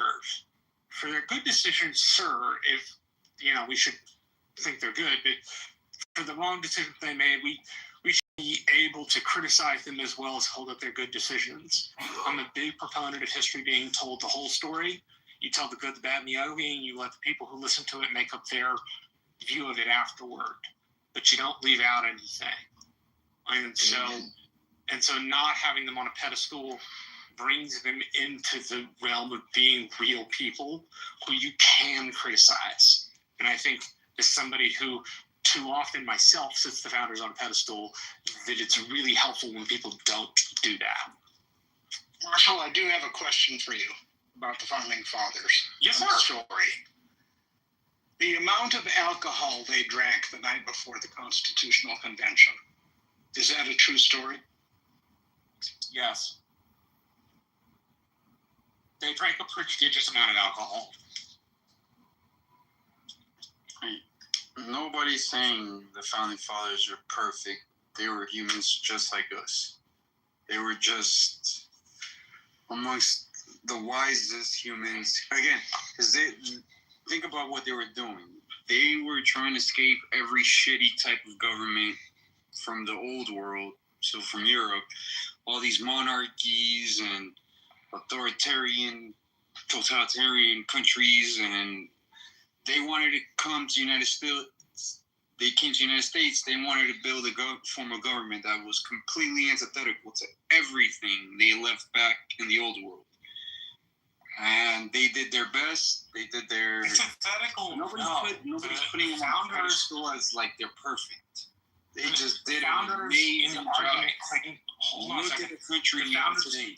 Sam, hold on a second. The founders, in their own right, before they got to we need a different governing document, applied for the rights of Englishmen along the basis of the English Constitution, which was written with the Magna Carta in 1215. So they were very, very wed to the Enlightenment ideas of Great Britain at the time. What they were fleeing pursuit from a lot of the time was an established church, and how a lot of the folks that were Quakers and more did not have the ability to freely worship because there was a state religion in England. Yeah, exactly. Do you That's what I'm saying. think we could have a constitutional? Do you think we could have a constitutional convention today? Do you think they could put a group of people together and write a constitution? You would go straight into some form of like hyper-authoritarian government. I think putting all of the sovereign power of America in a room, since what we did the first time was hey, you're supposed to amend the Articles of Confederation, not come up with a totally new document. All of that sovereign power in a room, I don't trust. Yeah, these politicians today, I don't think they're mature enough to go nowhere near that Constitution. And we already know the type of things that they would change. That First Amendment is going away. That Second Amendment is going away. The Fifth Amendment is going away. All the things that these politicians need to weaponize their power against people is going away. So yeah, this batch of politicians, they're just not mature enough to touch. Yeah, they're not mature enough to touch them. You know, the Constitution, like somebody said earlier, is a perfect document. The problem is, it's just like in law. How the law is written and how it's applied is two different things. And that's what's wrong with the Constitution. They don't actually do things in regards to the Constitution. It's like the Bible. You know how people pick and choose what parts of the Bible they want to believe in? The Constitution is the same way. Abby, I'm curious to know what your answer to the question that you asked is. I know from another country that has had a Constitution Committee now for many years and very bright people on it, and they can't get a consensus. I'm not going to get into what country it is, but they've been debating and they can't put together a constitution. I don't think we could, but I did want to say to DJ, if all of a sudden they abolished the first, second, fourth, let's get rid of search and seizure, let's get rid of the fifth, you still have the Ninth Amendment, which is curious, because if you look at the Ninth Amendment, and let's say they didn't get rid of that, that gives you fundamental rights that aren't enumerated, that aren't stated. So unless they said you don't have a right to free speech, they just got rid of the amendment, you still might have it implied in the Ninth Amendment. It's just food for thought. But that makes sense. I think you could not find if you took our best scholars, if you took every top constitutional scholar that publishes what we call the horn books, the treaties of constitutional law, put them all in a room to try to write it, I just don't think it could happen today. That's we're way too divided. It's different. We're way too divided. It's different.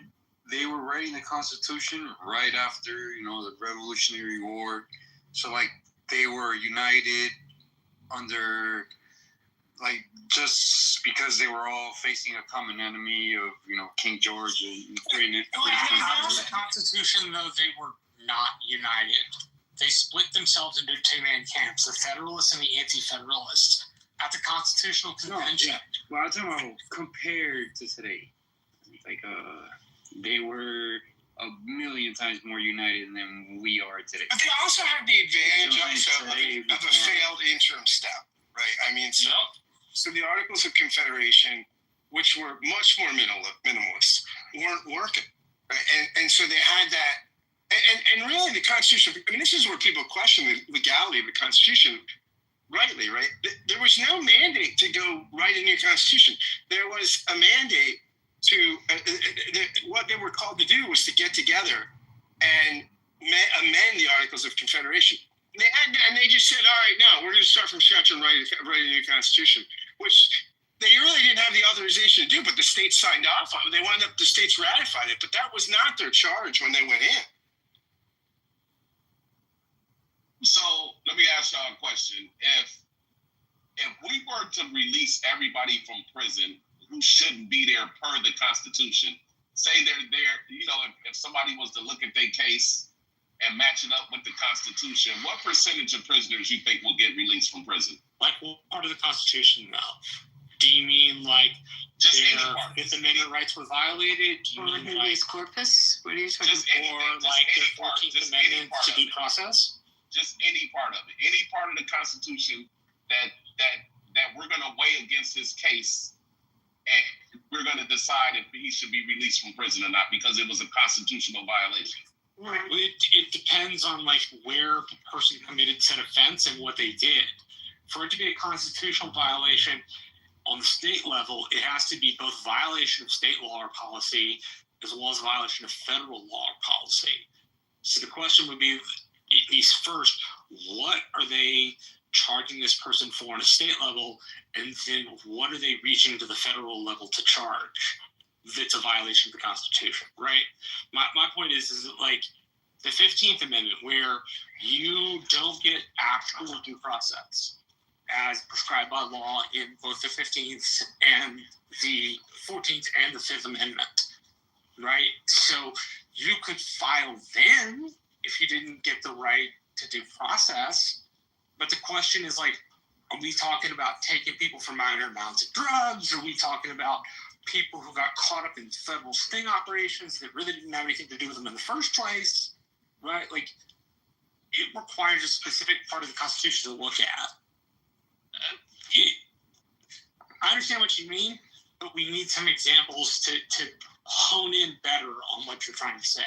So, you can appeal a conviction or something like that.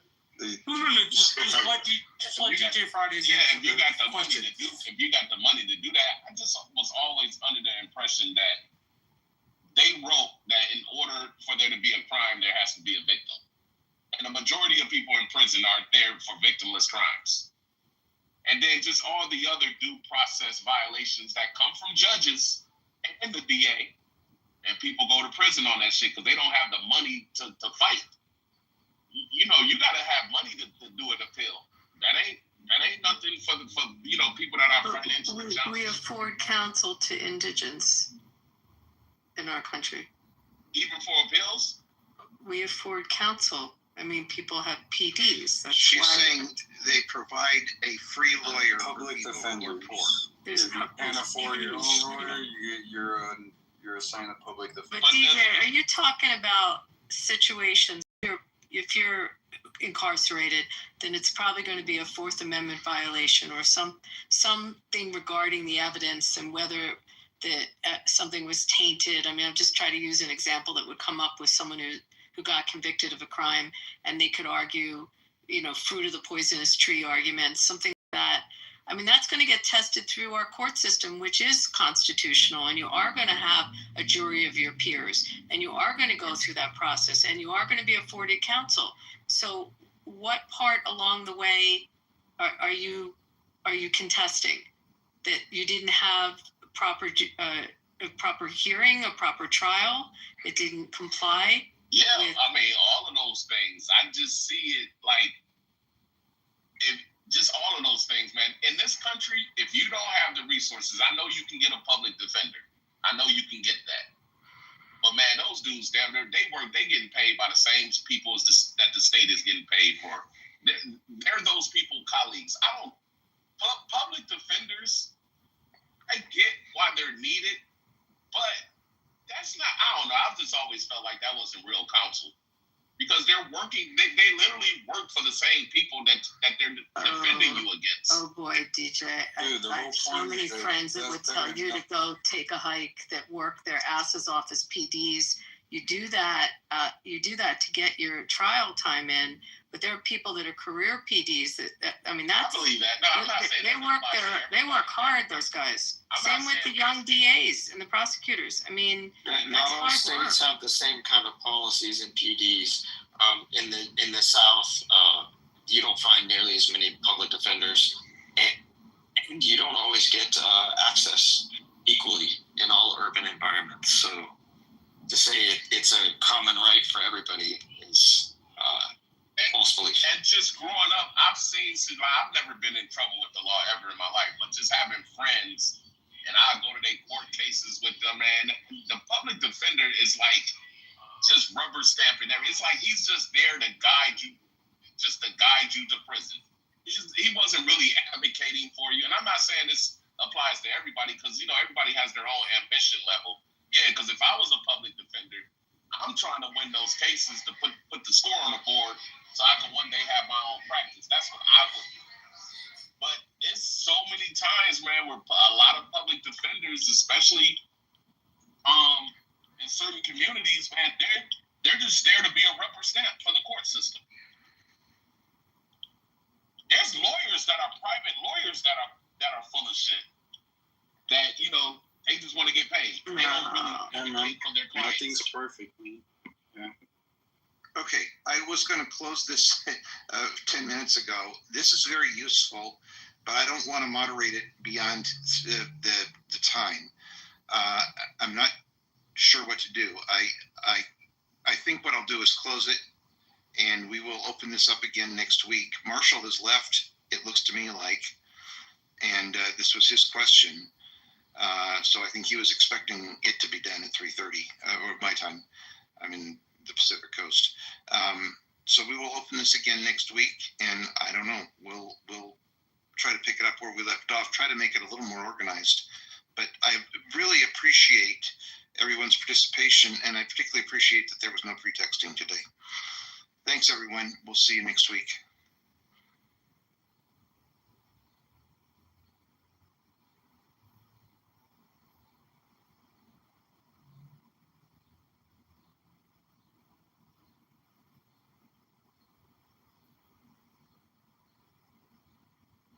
Come right over here to ask you a question, so I don't want to hear nothing.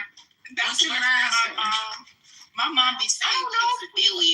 You need somebody to translate? Oh, for homework? Yeah, for homework.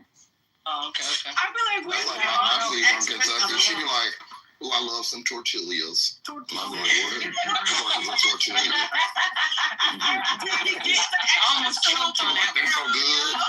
Can I get some extra tortillas? And you go, hey, girl, let me order. Give me some I forgot some L's and shit. Not tortilla. Tarantulas. They have the best tortilla chips, baby. Did you guys see where they said for the media, do not cover any disturbances or anything about people having anything to say about Trump, any protesters at the U.S. Open? Don't broadcast that shit. They literally snuck him in, and then they snuck him in before the crowd got there. Yep. And then when people were booing, they cut the audio so that we can't hear the boos. Yeah, they don't cover that at all. They should, April, they were like... Well, they covered it because I saw quite a few videos with them booing the shit out of him. Uh-huh. Y'all gonna get in trouble for posting it. Yeah. You know what? Do y'all remember a few years ago? Well, not a few years ago. When he it was before he became president. He got roasted for his birthday on Comedy Central. And got mad. Oh, he got so mad, and then everybody was like, he was telling us not to post shit and to cut shit out or whatever. Like he was like this. Everybody was like, I would never do this again. I would never want to roast him again. He has the worst sense of humor. He was visibly uncomfortable. He act like a little bitch over that shit. Everybody let them roast you the way they tore Justin Bieber ass up.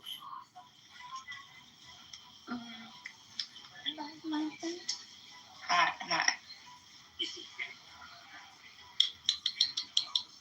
I can't find my phone. Which one?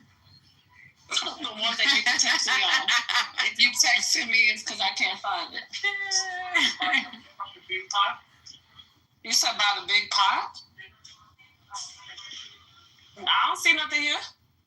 Can I ask you guys something real quick? See if I'm doing the right thing. Shit. If somebody does your pedicure and this bitch sucks it up to her, still can we redo it? No, okay. What you mean effed it up? How they F it up? Okay, you know when you're supposed to be doing the cuticles and all that stuff, and my foot was rubbing on my work shoe, so it had like a little bit of a callus. It's not even a big callus. She goes, we don't do that. I'm like, what? You don't scrub that on free? Yeah, because they don't want to get sued. Oh, shit. Don't give her a prune, bro. Huh? Why would you give her a prune? Wait, why would I give her a what? Hey, you give her one. Girl, though, I think she needs to go on mute. I think she needs to go on mute. Wait, is he talking to me or? No. Oh, okay. That's why I wear toe separators because I wear boots all the time. So at night, after I take a shower, I put toe separators on my feet so I don't ever have to get that. That's what you need to do. Like, yeah, because rubbing because my feet are like swollen, and I was like, okay, so it's rubbing. And then like when I went to her, it's not even a. Sister Wife, how far are you from your phone right now? Me? Have you just walked off and left your phone because you? No, I can hear. Can you hear me? Oh, I can hear. It's very low. Yeah. That's like. Yeah, that's because I'm outside and I have the earpods in outside. I felt some kind of way giving her that money because in New York you don't tip. They got a fucking attitude if you come back. Yeah, but you want her to. She just said, I was out there for you, girl. You better go see her out. I'll pay you work for it.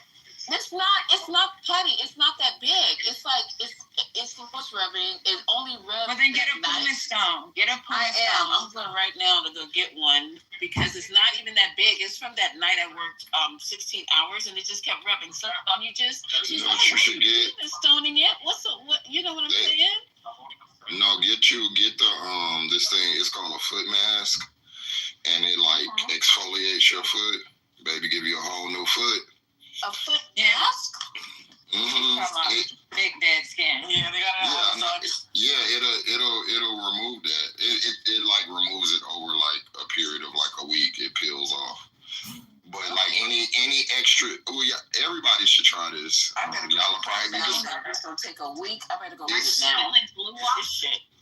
Yeah, it's like it uses I think like fruit acids or something, and it just exfoliates your foot.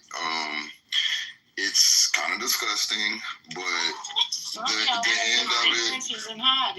Yo, my friend said he wear a different shoe size now. What's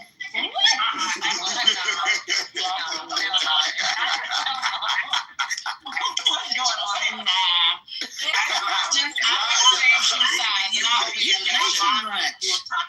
That's what he told me. I don't know if it's true. So his callus went down that big. He went down. He didn't get a new size. It not only removes a callus, but I'm gonna get a little scientific real quick. You know, the skin on your feet is 20 times thicker than the skin everywhere else, right? So any of you get a lot of dead skin on you, even if you don't feel it, you do. So like even the top of your foot, it peels all of that off. Yo, it's so cool the way it peels. It's not cool. It's so gross. It is so cool. My kids love to. Okay. They're like, Mom, it's so gross. When you take your sock off, it looks like a shell.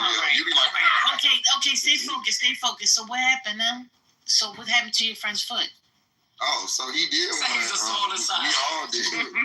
But I seen his feet before. He don't have bad feet or nothing. It was never like crusty or nothing. But he said that he did one.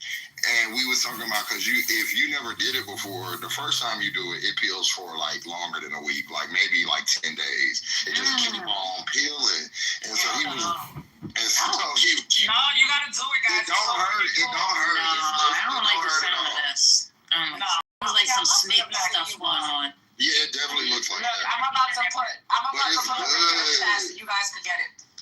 Okay, it's so good, y'all. And the goose. And I want you to do another one for your foot. I want you to do the natural cleanse foot pad. No, y'all should do it. It's you're just gonna put it at the middle of your foot. You're gonna be like, oh my god. And it's supposed to remove all the detox. It's a detox, so it removes all the toxins from your body. Yeah, I did those before. I did that one too. I got these. Once I was sick, it got me right together. Yeah. Yes. Okay, so Pat is Pat. Let me tell you right now, baby cakes. Pat in the goo. Pat him and Lalinga Logo.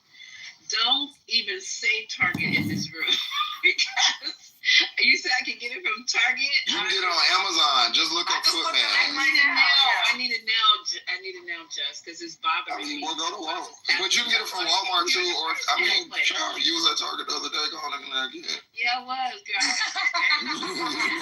gotta get busy. She already said that's when she was on her way to. Hello, because I gotta go to work tomorrow, and yeah, you can get them there.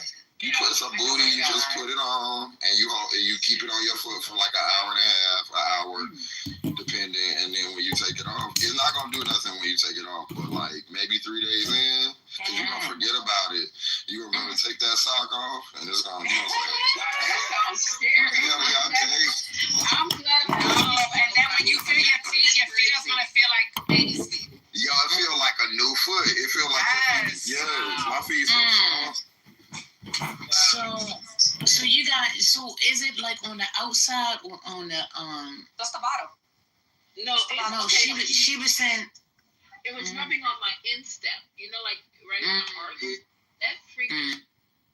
But a particular, I don't know, mod that was praised at being a good mod decided to be, for me at that moment in time, a terrible fucking mod, right? And it kind of just sidetracked the whole conversation. But what I wanted to put into like the whole conversation was, which wasn't going to sidetrack the whole thing, was I wanted to point to design. Design is, how do I put this? It has intent behind it and it has purpose behind it. You won't know about the intent or purpose in its entirety if you don't creator itself, right? So also you have another element which will. Oh, guys. Yeah, but she said a pumice. The pumice is the rock, right? Yeah, just like Yeah, not the straight rock. Yeah, it's not like she's cutting it away. It's just using the stone. If the callus looked like it was too much, she might not have wanted to go in and then cause it to open up. You know what I'm saying? So that's probably why she made the decision. My damn foot is not that. And the reason I didn't do, I can't tell you why I didn't do it, but I can't put my leg up anymore. So I was like, okay, let me just go get this done real quick. And I made it clear. But the funny thing about it, when I came in there, I said, oh, I got this thing right here. Oh, we do. Now when it's putting a lotion on, we don't do. And then I got to the thing and he goes, you tip. It's like, I don't like that pressure. If I want to tip, I want to tip. If I don't want to tip, I don't want to tip. Don't ask me. You tip, when I'm taking the money to pay you for the service. Oh my God. Yeah, sweetie, what's good? Like, You should have told him that.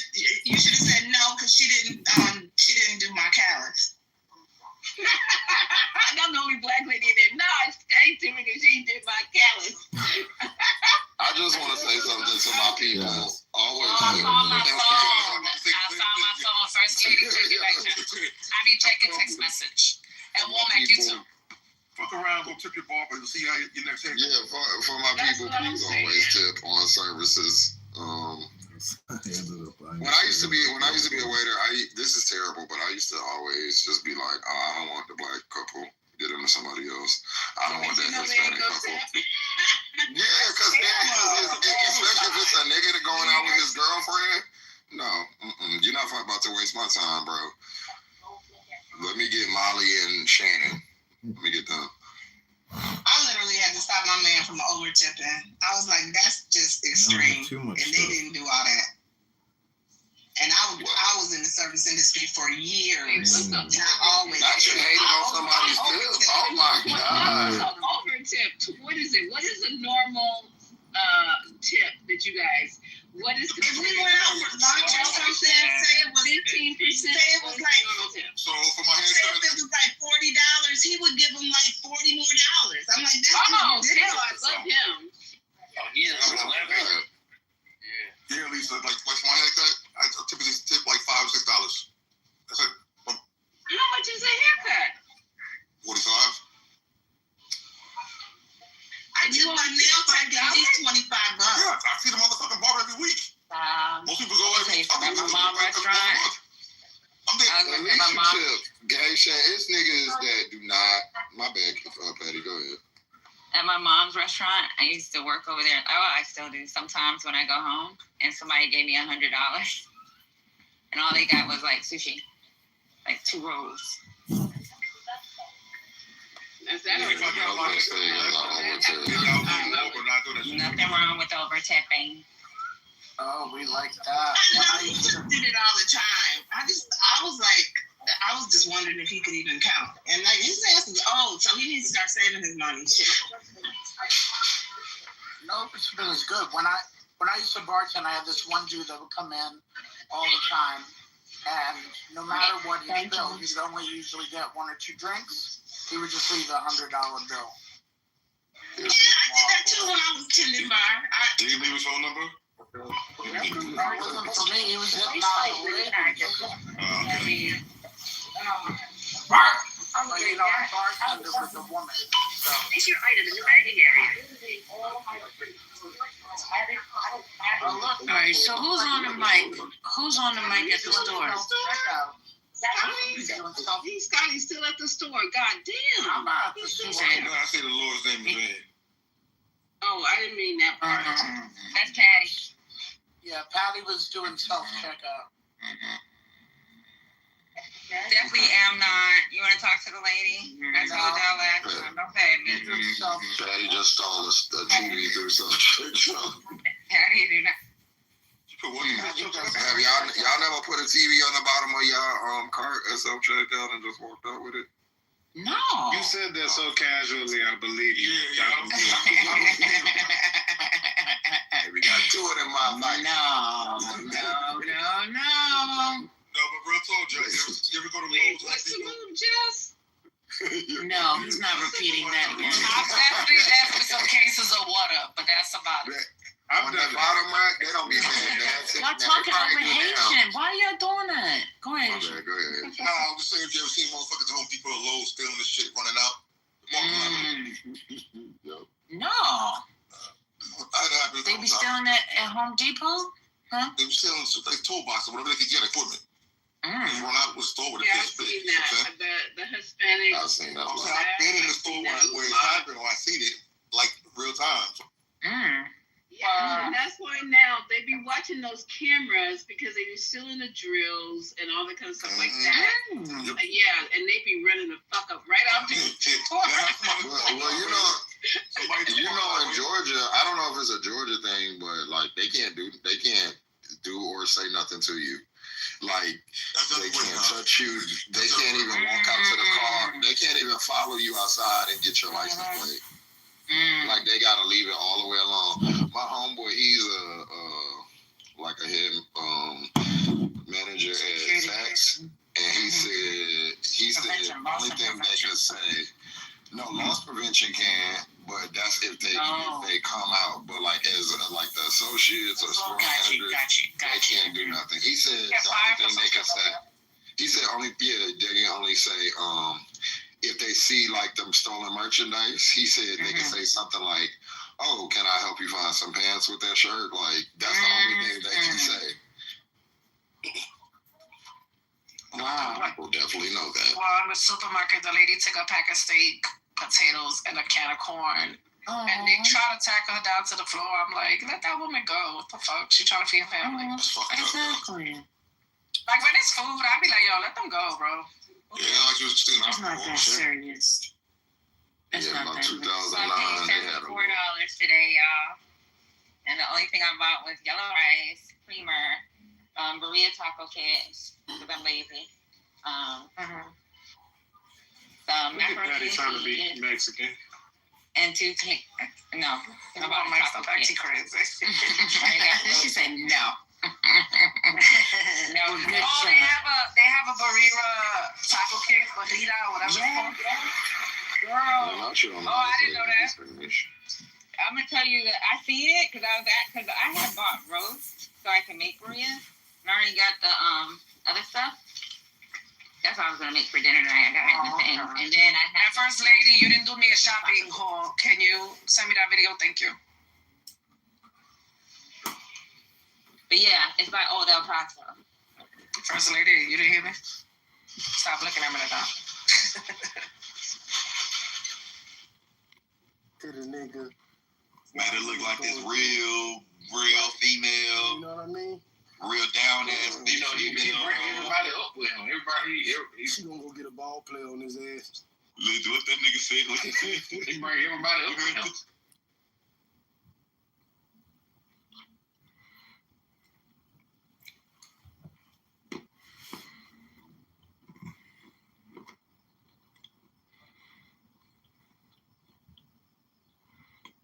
We're gonna do one person at a time. Omar Bartal, focus on Omar Bartal. Go look into his credentials. He had wrote a whole bunch of articles and reports and whatever about the Holocaust, and he's a known genocide study scholar.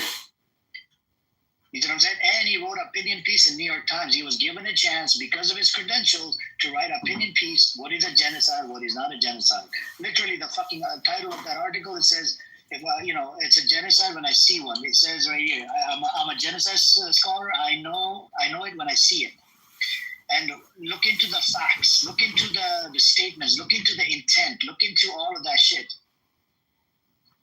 Also, fuck Netanyahu. Yeah. Yes, fuck Netanyahu. Dan, are you trying to unfuck Netanyahu, or are you gonna say fuck Netanyahu? I don't really care about Netanyahu. So can you say fuck Netanyahu? Say it with us. Give me a second. Hold on. He's not gonna say it because it's gonna hurt his feelings. Oh my God, we got Raza Pahlavi coming up now. Okay. Iranians always fucking fuck up the room. Not you, Nargis. I'm talking about the Raza Pahlavi supporters. No, sir. If you give me a chance. Yes, sir. You fucking Raza Pahlavi supporter. Hey, I don't care. If you give me Raza Pahlavi, we need to coexist. Yeah, there's I didn't say nothing, guys. No, I said Raza Pahlavi is a bitch. He's a terrorist. Okay, that's it. Thank you. Can we fundraise tonight? That resistance is a brutal bastard. Why? What happened? He's just too brutal. That guy's doing too much. Wait, hold on. I'm reading something. Can I send you something to check out as well in the meanwhile? Yeah, no, but I want you to read Omar Barta. If it has to do with other whatever, we're focusing on Omar Barta right now. It's Israeli Jew. Yeah, no, it's just. No, I want you to read this. Take your time. We're gonna sit here. I'm gonna wait for you. I have a whole day. Wait for you. I'm gonna wait for you. Right? I'm getting paid by the Iran. That's what all these fuckers say on this app. All the Zionists say that I get paid by RGC bullshit. Right? I'm gonna sit on my fucking ass and wait for your stupid response. I'm gonna wait for 5 minutes. We have people like Khaled. That's so kind of you, Amir. You're such a good guy. Thank you. So Jinder, tell us what happened. When you started? No, I was just in that room with Amos, and that resistance is brutalizing this Palestinian lady, Palestinian woman. Abby is solid, but a Christian, loudmouth this that tends Christian to that know was it just all. too brutal, too much to deal with. Oh, what's her name? Probably. She don't like Muslims. Let me see. Which Palestinian lady? Galilean, probably. No, her name is Princesa or something, or some princess. Did she change her name? I don't know, but no, that's not the Galilean girl now. Okay, I read it. Bro, you read within 1 minute you read it? Well, I was 30 reading minutes. like you said. 30 minutes is all. Oh, it's only been 2 Good part of the minutes. book. I'm frustrated, alhamdulillah. At the age of 26, Wednesday, hang on, please. I just can't believe you. Wow. Anyways. Okay, I'm here. So, from what I understood, is that he's arguing that there is high destruction in Gaza, which basically qualifies for the whole or in part destruction as part of the Genocidal Convention. He says that he doesn't explicitly say, but he basically goes off the fact that Palestinian people are people, therefore, like it qualifies for the people part. And then he says that the statements made by the Israeli officials are like kind of enough to infer like something, but not exactly the high special genocidal intent to like do the thing. Mm-hmm. So and it goes into the intention as well. Did you read the intention part? 400 out of 600. Let me see. Maybe see. This is the problem when you're under the age of 26, 20 years old. It only took you 1 minute to read the fucking long-ass article. This is the problem with these kids nowadays, man. These kids, I don't know. And then they want to come up here and freaking argue over genocide.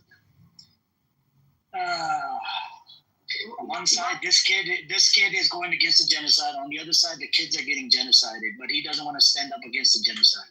He's literally defending against what Israel is doing to them. It's okay. It's not a genocide. It's a part of the war. They're gonna justify it. Disgusting. But scientifically, he's not ready, right? Like. Yeah, he needs to be age of 26. So we can talk to Pahlavi supporter. Hey, Pahlavi supporter, you want to speak? You support Israel? You are not respect my king, and you don't King, respect. fuck your king and fuck the terrorist king. So fuck you, Fucking motherfucker.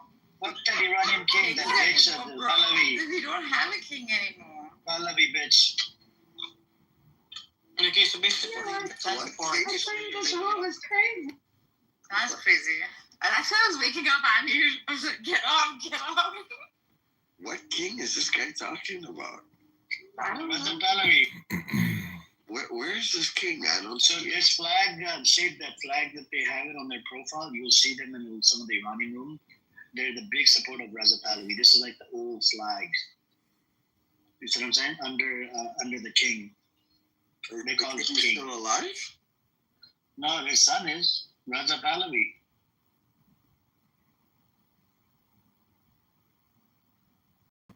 Is he a king of nobody? Like just in his basement? Like sitting on his lonely king's chair? He's going to be Dan's king. Dan, would you take him as a king, the guy that was just in here? Hell no. Keep in mind, Hell no. he'll do you dirty because of Pahlavi. Amir. You didn't read it again. You didn't read it?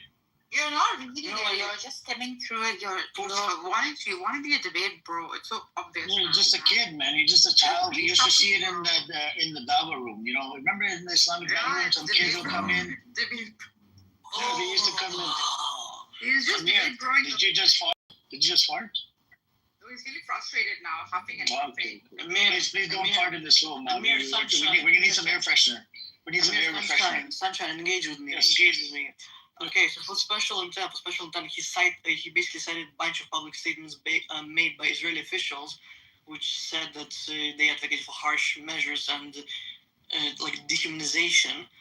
And then he basically talked about systematic practices. Pardon me. Killings, forced displacements, destruction of civil infrastructure, blah blah blah blah blah blah, and said that that is unlikely without an intent to destroy significant part of the group. But then the important thing for the Genocide Convention is that he said that the actual special intent is very hard to prove, which is one of the more critical points for the whole thing. You do realize that? It's easy to prove based on the statements, Dan. You didn't read that part, okay. I did. Can you read something for me? Amir, can you read something for me? I'll just send you a link quickly. Hang on. Let me go over this article because we need to dive into this article. This is from New York Times. All right. He goes, what I fear in the aftermath of Gaza genocide, it will no longer be possible to continue teaching and researching the Holocaust in the same manner as we did before. Because the Holocaust has been so relentlessly invoked by the State of Israel and its defenders as a cover-up for the crimes of the IDF, the study and members of the Holocaust that lose its claim to be concerned with universal justice retreat into same ethnic ghetto in which it began its life in the end of World War II. So, my friend, he's calling it genocide all over that fucking article. I don't know what you're talking about, man. Well, yeah, he's citing public statements made by officials, but that's not good enough for the high intent, like the special intent. Literally not. Yeah, and he even says discrediting genocide. So the scholars who call out Israel genocide in Gaza as anti-Semitic threatens to erode the foundation of genocide studies. They called him a self-hating Jew, by the way, even though he's an Israeli Jew, and he's a study scholar. He's a fucking, over 10, 20 years of fucking, if you read up on his credentials, oh my God, he's got a whole bunch of awards, he wrote a whole bunch of books, he did a whole bunch of shit, man. This guy is famous. Just look him up. You have ChatGPT then? No. Okay, do you have any AI? Do you have YouTube AI? Don't think that exists. Do you have Grok from Twitter? No. Do you have a head on top of your head or top of your body? Don't have AI. No, you don't have a head either. Okay. Anyways, Alright, what do you want me to read, man? It literally fucking goes into the intention. It proves everything that it's a fucking genocide. I don't know what you want about, man. No. I just said it again. You read the statements. I said, yeah, there is public statements made by officials. That's the intention for it. That's the intention for it. Enough of the genocide. Oh my god. Oh my god. Who told you that? Who told you it's not good enough? If the commander of IDF says to genocide them, kill them, take off the life, well, these are genocidal statements coming from the head of your Galan said this. I don't know if you know about the first fucking statement when he was a commander of IDF. Oh my god. People like you are Delulu. You just people want to defend Israel. You're Delulu for real. I wish you weren't Delulu. I wish you weren't. You're a young kid, so I'm just giving you benefit of the doubt. I'm just giving you benefit. Did you serve in the IDF? No, because I came later. Okay, are you going to serve in the IDF? Yeah, maybe probably later, yeah. Okay, don't do it. Otherwise, I'm going to call you a baby killer, okay? As soon as you serve in the IDF, the name goes out to everybody. It's a fucking baby killers. All right, and you know what a baby killer is? That title is really, really bad, and it's going to trigger the fuck out of you. You become a baby killer. So when you go, instead of serving in the fucking IDF, go serve in time in the jail. Okay? Don't serve in the IDF. What? You agree? Capiche? You agree? Hell no. You're not going to agree with your pro-pally brother? You're not going to agree. You're going to hurt my feelings. Where are you from? It doesn't matter. I'm in California right now. Are you going to hurt my feelings by not conceding that you're not going to serve in the IDF? You have to make this promise.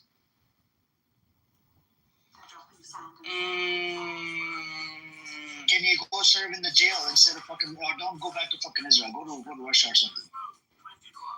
Brother, Allah has assigned the Holy Land to me and my brothers. No, Allah has not assigned you shit.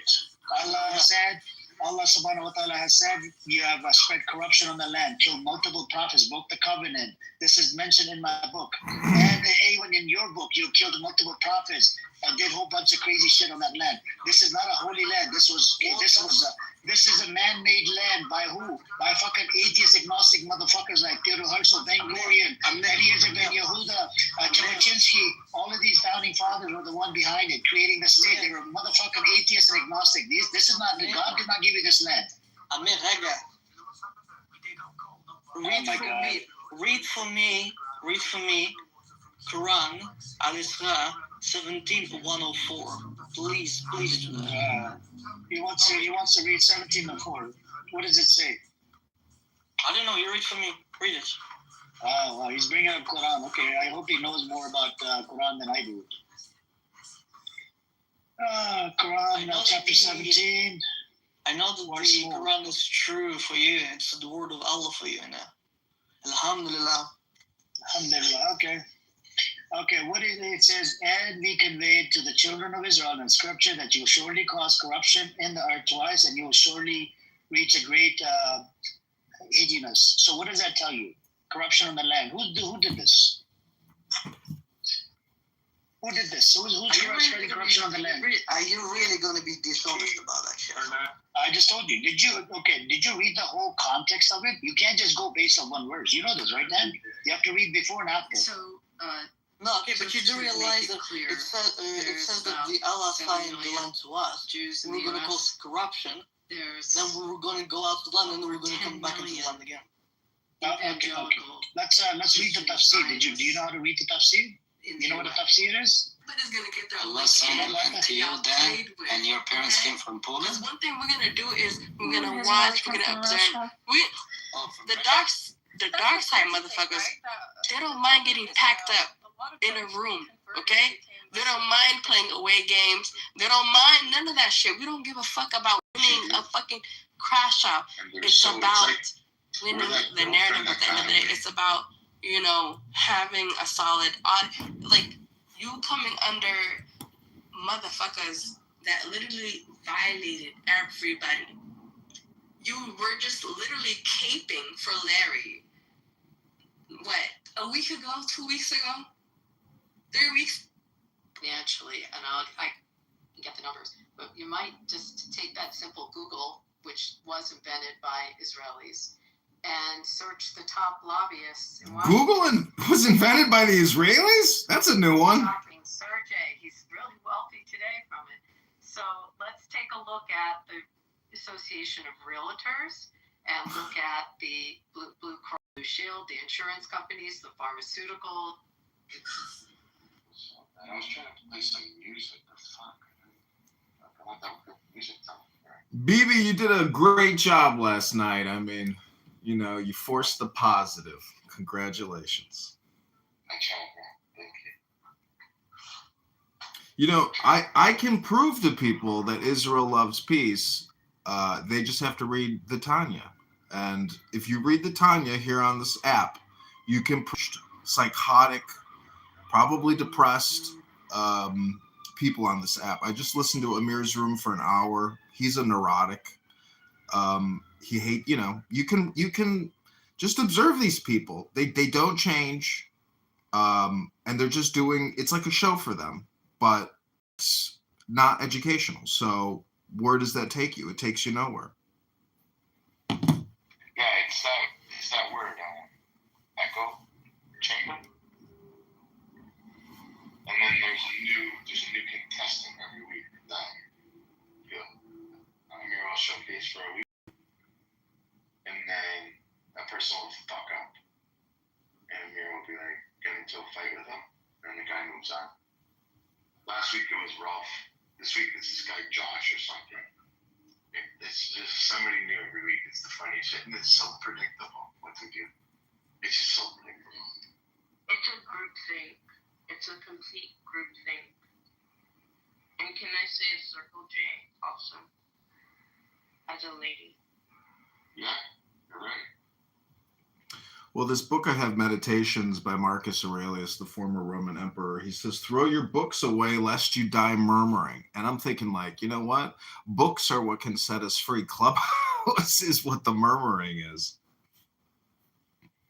Yeah. So, Michelle, like, guys Circle J and women Little Dumb. It reminds me of this documentary I saw recently where they interviewed like different tribes in Africa, and most of them claim to be the forgotten Jews that didn't go to Moses out into the milk and honey, the promised land. They are those type of people. I'm convinced.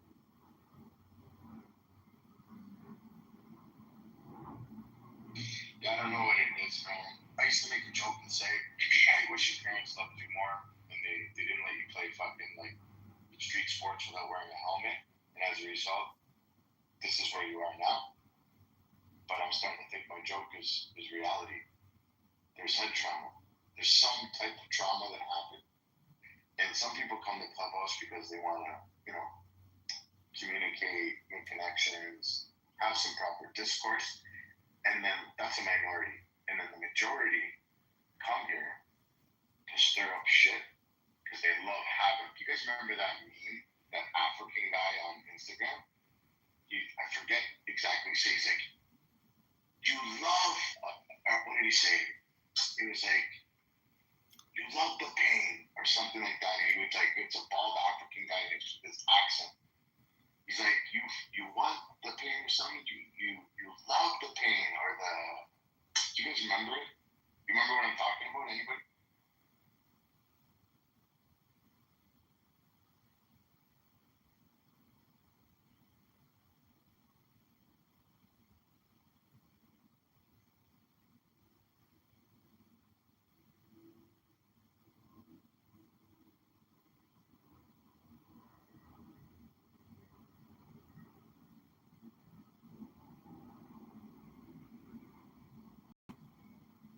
Nobody remembers that guy on Instagram, Facebook, Twitter, TikTok.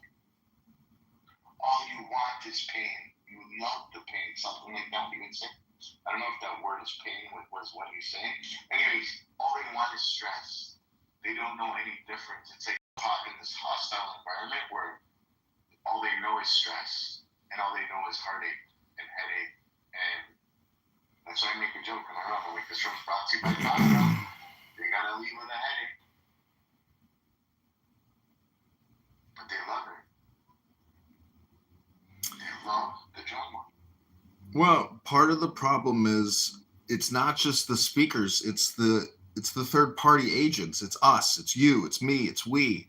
It's engaging them, which even gives them any inflation or any gas to their motor. I mean, we're the oil to their inner workings, because it takes, opposites. It takes the left hand, the right hand, black and white, upper teeth, lower teeth, eyelids. You see what I'm saying? That it's like quantum theory, where they're able to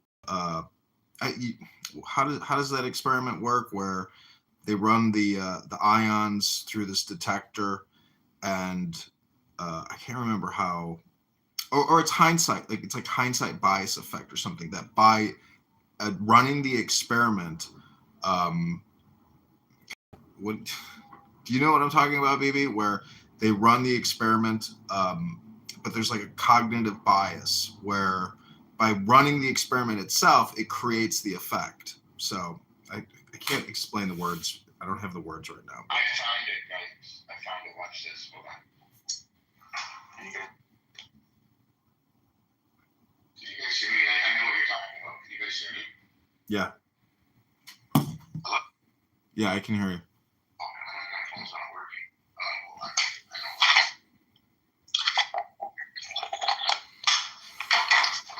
Can anybody hear me now, please? Yeah, we can hear you. Okay, so this, I found it. Here it is. I don't want peace. I want problems, always.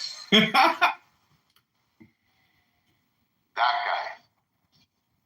That's Clubhouse. Yeah, exactly. That's the thing, is you have to work to create peace. You can't just, that's the thing. It's like people either come here to create peace, or they do come here to relish in problems, create problems, stir the pot. But I know no better way to create peace than to read the word or books or Torah or wisdom. And people don't do that here. I think that's, I went out into the real world to get petitions signed for the upcoming March primary. And I encountered the same thing in the real world as I did here on Clown House. There are people who can't live peace and want to create problems. But it's you, the communicator, who, if you're patient and you're kind and you're selfless, you can essentially, I don't know if you can transform them, but you can at least, protect your own garden in a way, so you can remain in peace. Because I'm not trying to be self-centered. I want to tikkun olam, but at the same time, I say peace now, and that's where I want to be. No, I think you're a very special, human, because you constantly, selflessly speak like that. Every time you walk in a room, you're like, you need more Torah, you need more Talmud, you need more Tanya. Like, no, you say you need more Tanya and you need more Torah. And for those of you who aren't familiar, basically you need your book of faith. You need to shine, you need to be a little bit of light to spread out the darkness. And I think that's important, and not enough people are saying that. And I've picked up on what you were saying, and I try to do that now. I learned from that, and I thank you. So I try to do that in my rooms, and I try to spread a little bit of light, because it wards off so much darkness, and it's important. And that's why I'll do music rooms, or I'll talk, and I'll let people talk without interruption. And I know it may not solve anything, but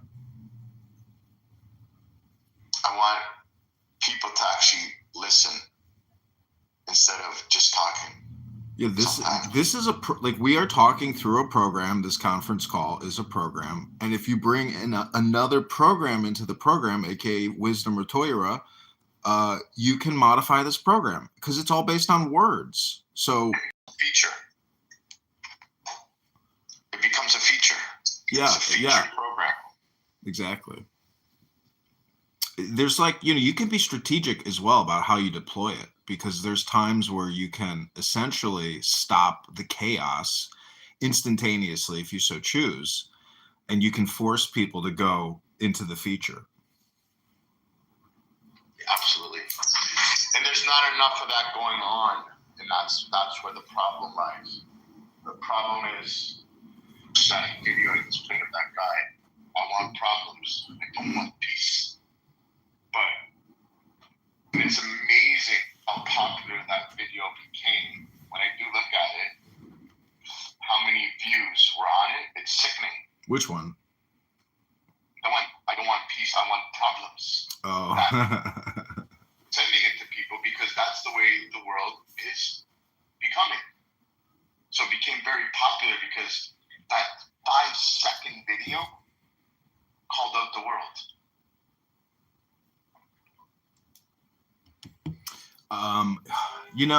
I gotta say, like, so I went to this farmer's market, and there's all these people that work on farms. They got children that work on the farms. Some of them are Mennonites, or they're German, I guess Mennonites.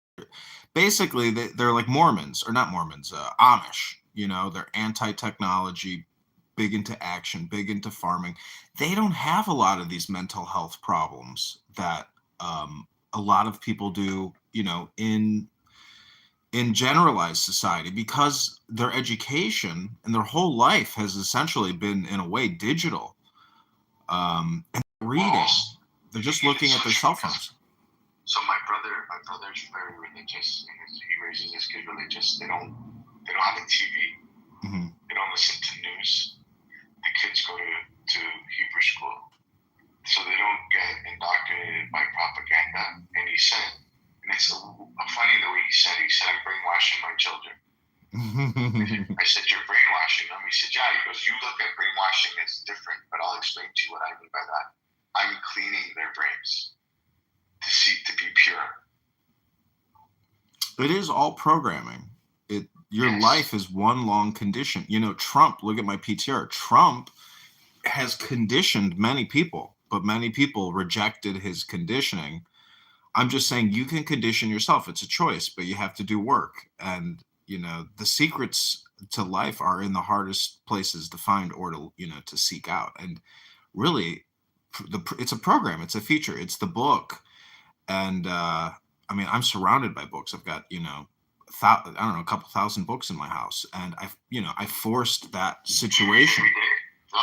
Yeah, I try to, Clubhouse, because it is so dynamic and it's so much in the now, and there's such a milieu, or a cornucopia of speakers. It is such a highly addictive app because from a filmmaker perspective and recording, I think it's really a great product that I'm creating. But you could look at it as an audiobook. Exactly. As a toxic audiobook.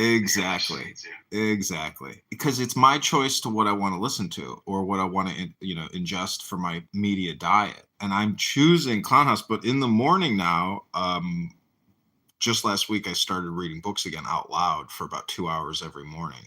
And that conditioning that you can do in the morning for yourself is invaluable for your overall daily mental health, because you're filling yourself up with positive programming. And people on this app start their day out talking about the dumbest shit in the world. It's terrible conditioning. It's terrible programming. This is why people go to college, to get programmed, to get conditioned, to, also work your way into a network. But it's really the conditioning. You say that. So I have my Tefillin on my kitchen table, and I put it on the chair, and I'm rushing around in the morning, and I glance at it, and then I'm walking out of the house, and I turn right around, and I'll pick up the Tefillin, I'll shut the world out. I'll put it on my phone, Tefillin prayer, go to the page, boom, and I'll wrap. And then the other days I'll walk right by it. I'll be like, I have until 8:50 p.m. But when I do it first thing in the morning, my day is, I get solace. I get a complete, nice, well-rounded day and feel peace within. So it's so true. It's what you ingest from the beginning of the day. Yeah. Like, you don't start eating healthy at 10 o'clock at night. You should start eating healthy in the morning, your body will feel good. You don't eat like shit all day and then eat healthy at night. You don't intoxicate yourself with Clubhouse and your real world with like, you don't walk out of your house and say, fuck you, neighbor. And then at the end of the night, you're like, hey man, I just want to make peace with you. Your whole day's gonna be shit. So if you fill yourself with good, positive vibes in the morning, you should, if I was a betting man, you should have a nice positive day. See, you actually, if in my opinion, if you read out loud in the morning, you're killing two birds with one stone. Because as we just said, that listening to Clubhouse is basically nothing more than an audiobook. But you are not just what you think. You're also what you hear and what you say. And when you read out loud, you're also listening. So what I'm saying is that Clubhouse is like doing an upload into your brain. And if you,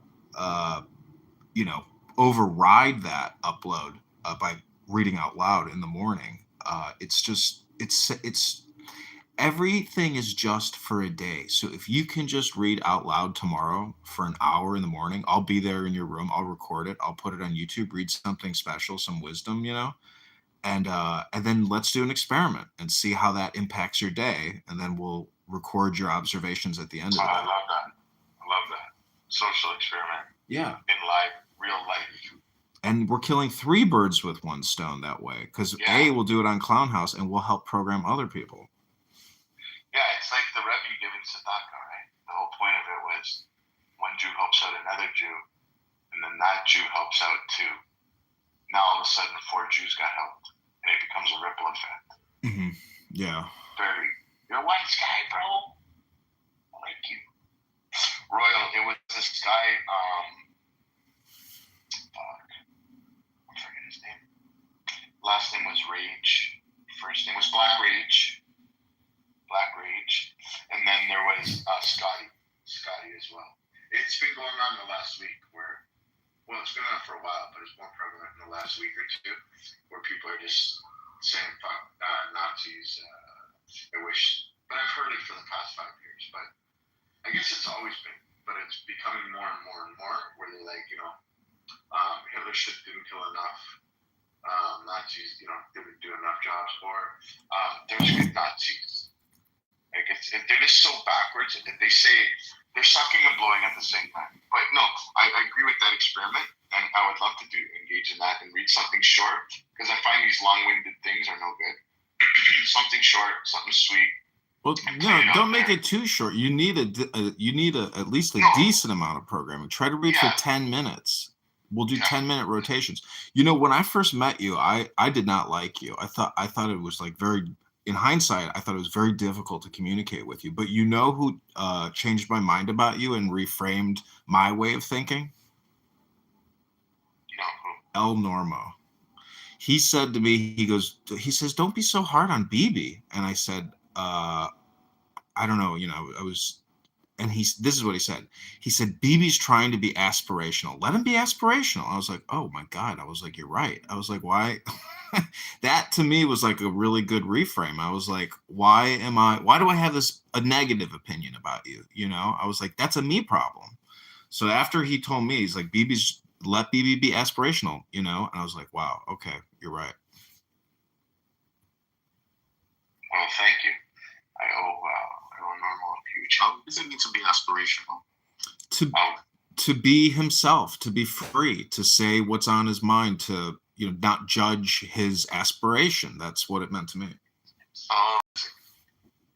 So a prime example is an aspirational goal to become a renowned author, motivating someone to write daily and refine their craft. That's an example of it. And relating to characterizing by a strong desire and ambition to achieve something significant or ideal, often reflecting hopes, dreams, or goals that inspire personal growth or success. I see. Okay, that's clearer now.